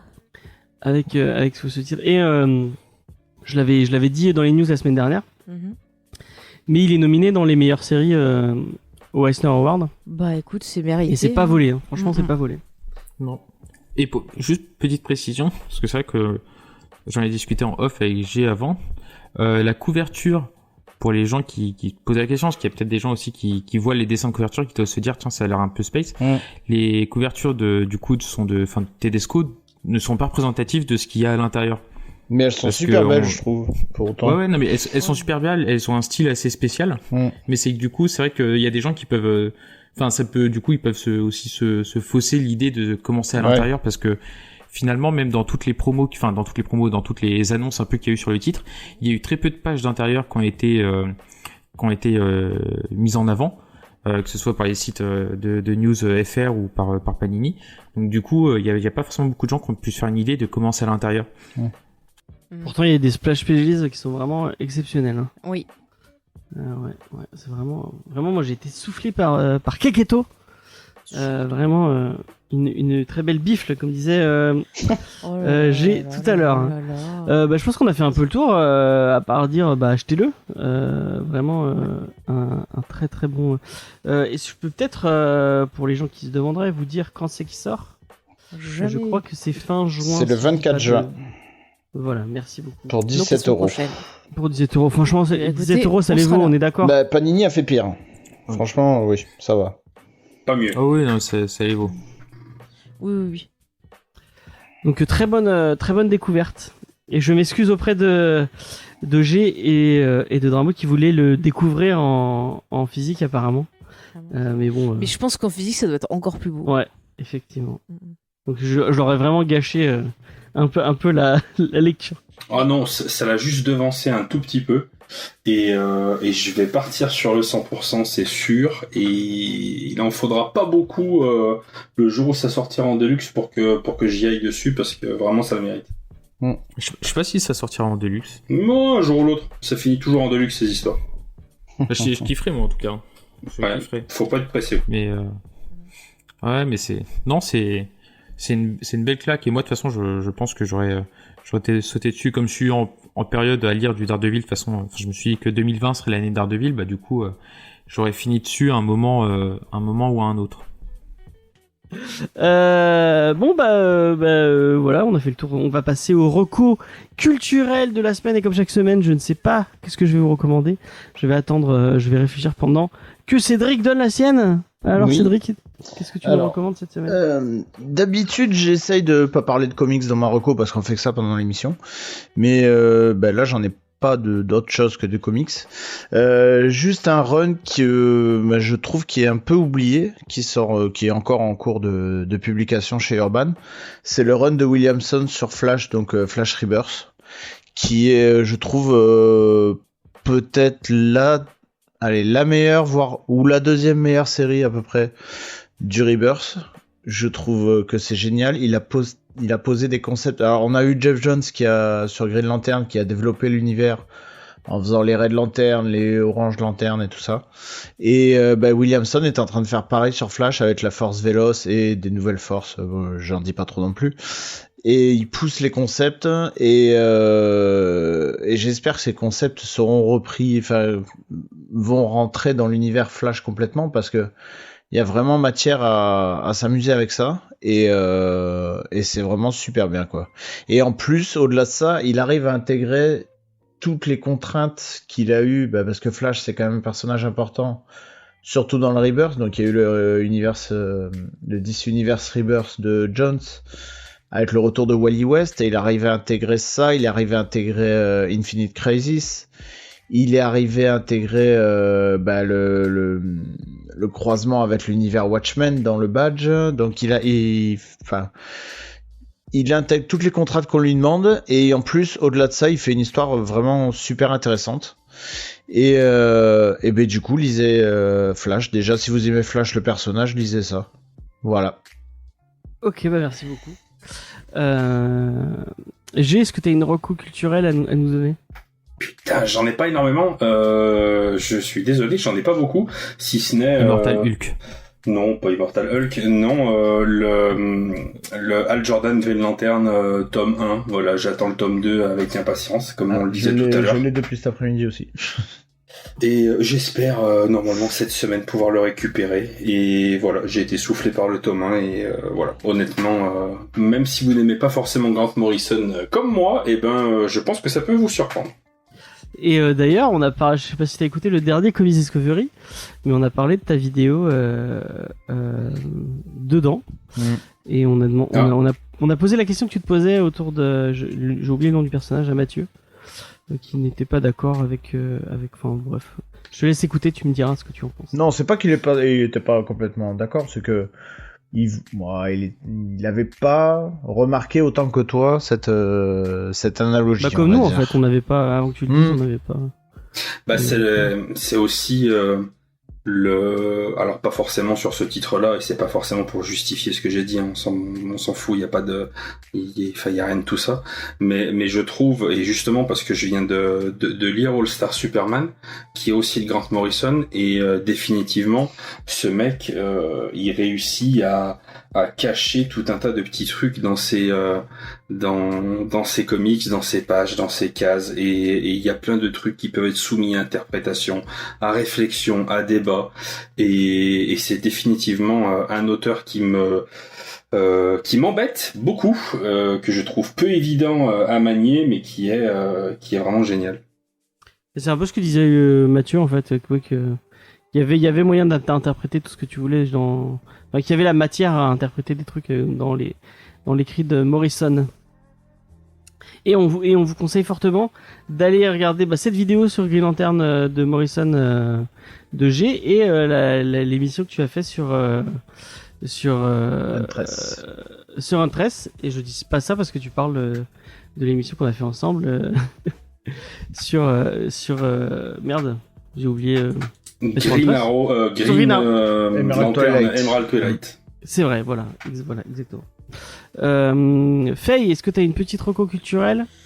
Oui, pour une fois, ça va être une reco musicale parce que j'ai écouté le dernier album de Lady Gaga qui s'appelle Chromatica et j'ai beaucoup aimé.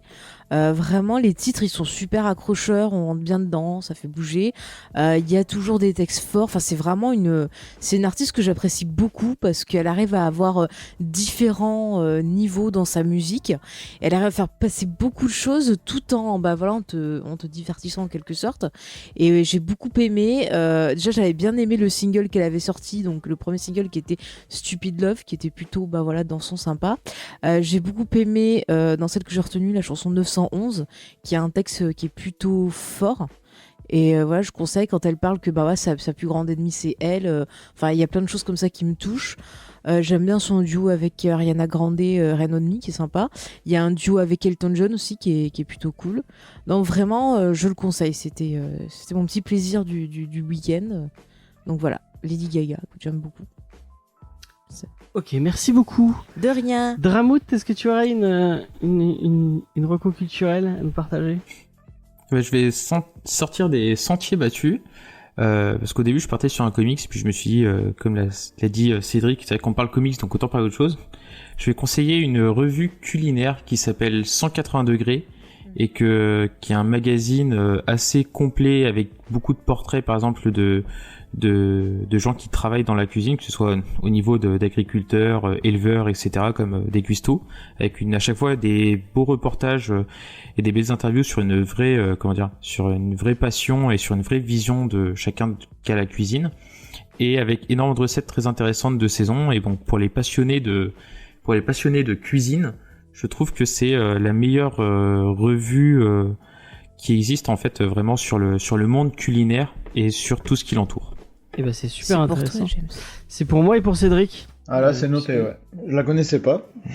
Et il y a un numéro il y a le numéro 20 qui vient de sortir il y a une semaine, un truc comme ça, une semaine et demie, qui est leur numéro anniversaire. Donc en plus dedans ils font certains retours de certains profils qu'ils ont présentés depuis leur existence. Ça fait 5 ans, un truc comme ça, parce que il y a 4 numéros par an, je crois.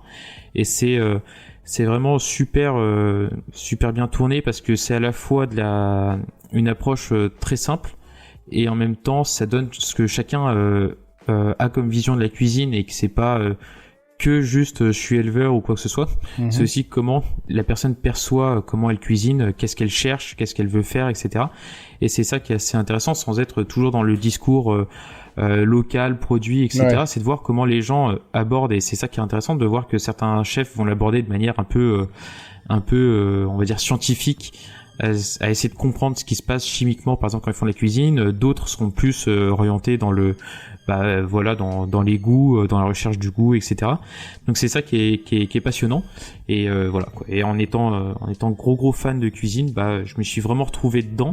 Et je l'ai reçu il y a quelques jours, et j'ai pas décroché le nez pendant sur plusieurs pages de reportage, parce que c'est vraiment ce que j'adore quoi.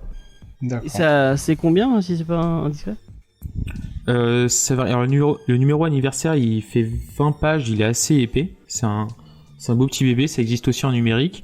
Et les numéros classiques sont moins chers de mémoire. Ok. Merci beaucoup.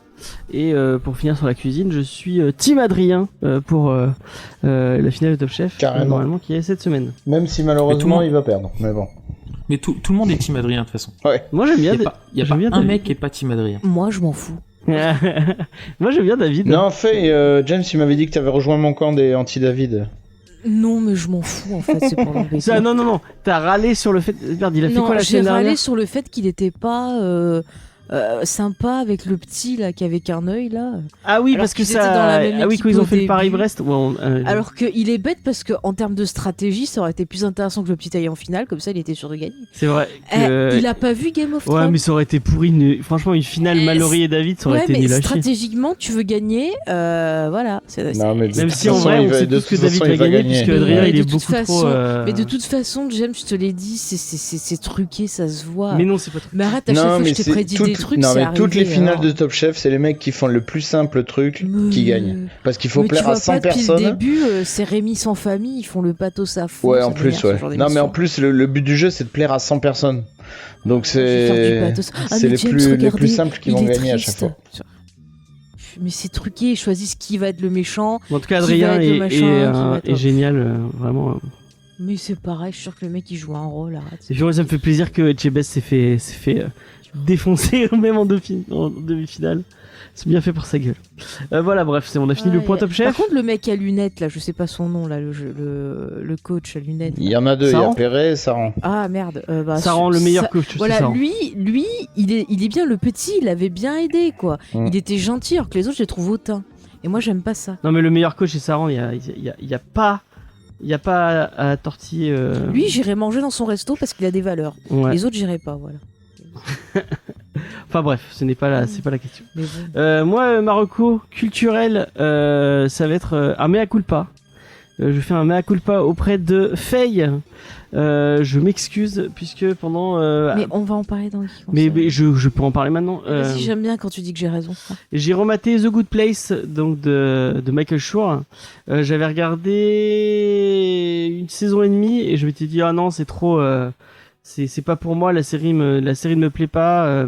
J'avais trop l'humour. T'avais pas compris qu'est-ce que c'était vraiment? Non, je pense que ouais, en fait, c'est pas. Non, tu t'attendais que ça soit comme ces autres séries, comme Nine-Nine, comme. C'est ça le truc, ouais. Je m'attendais à retrouver ça. l'humour un peu corrosif de Schur et le côté vraiment van. Enfin, je m'attendais vraiment à rire. Alors qu'on est avec The Good Place, on n'est pas dans une série forcément. C'est une comédie philosophique. Ouais, voilà, c'est plus dans la philosophie que pour ceux qui n'auraient jamais vu The Good Place. The Good Place, c'est l'histoire de Eleanor qui va se retrouver au paradis. Elle est morte et elle se retrouve au paradis. Et on va lui dire tu as atterri dans The Good Place, donc le paradis entre guillemets. Et elle va comprendre qu'en fait, elle est au paradis, mais elle a pris la place d'une homonyme.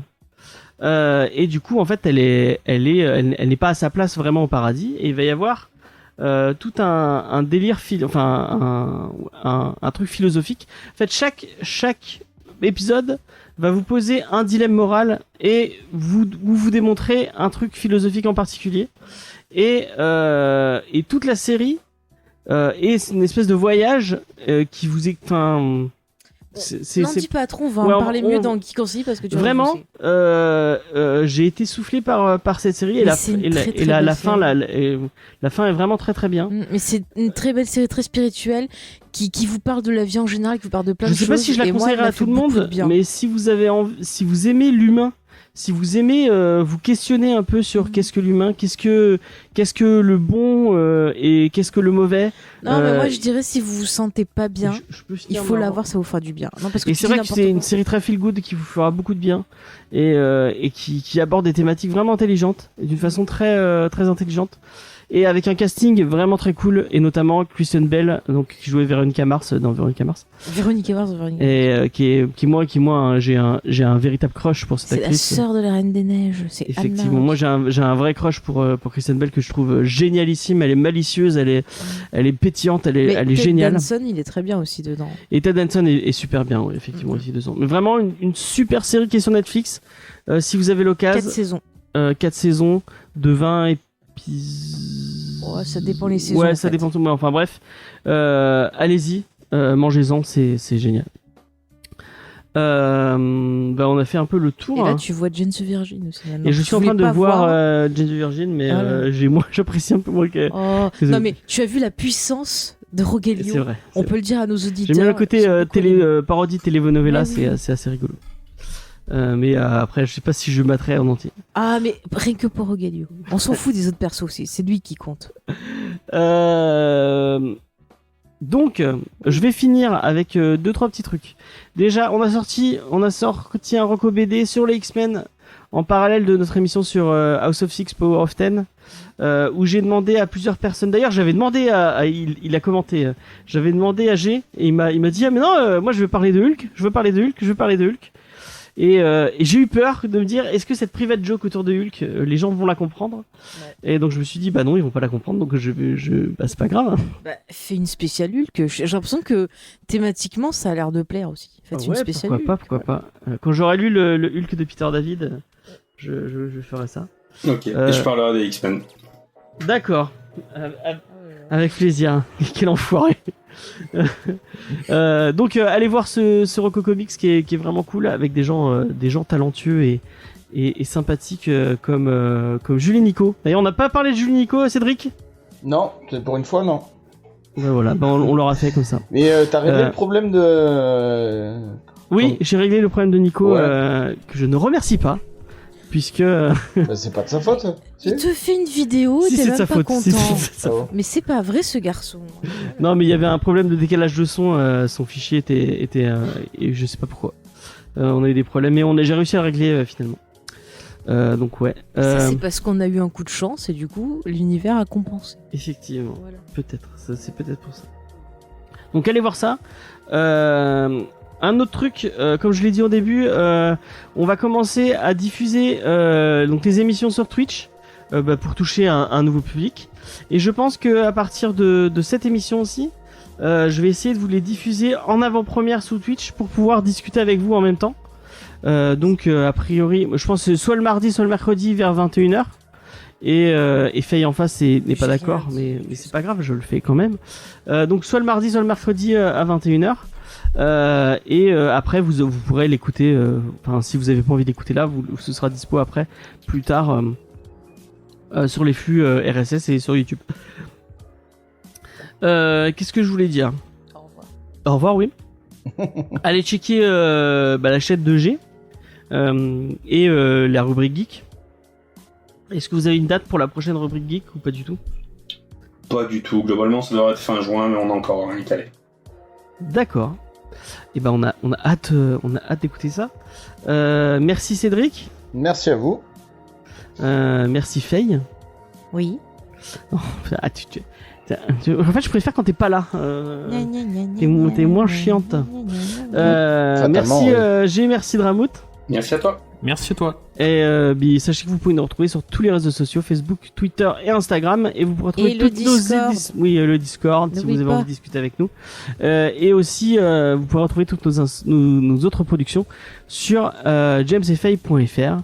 Moi je vous dis à la semaine prochaine. La semaine prochaine on vous parle de Green Arrow, Longbow Hunter, et je pense que c'est tout. Voilà. Allez, à la semaine prochaine. Salut. Ciao, ciao.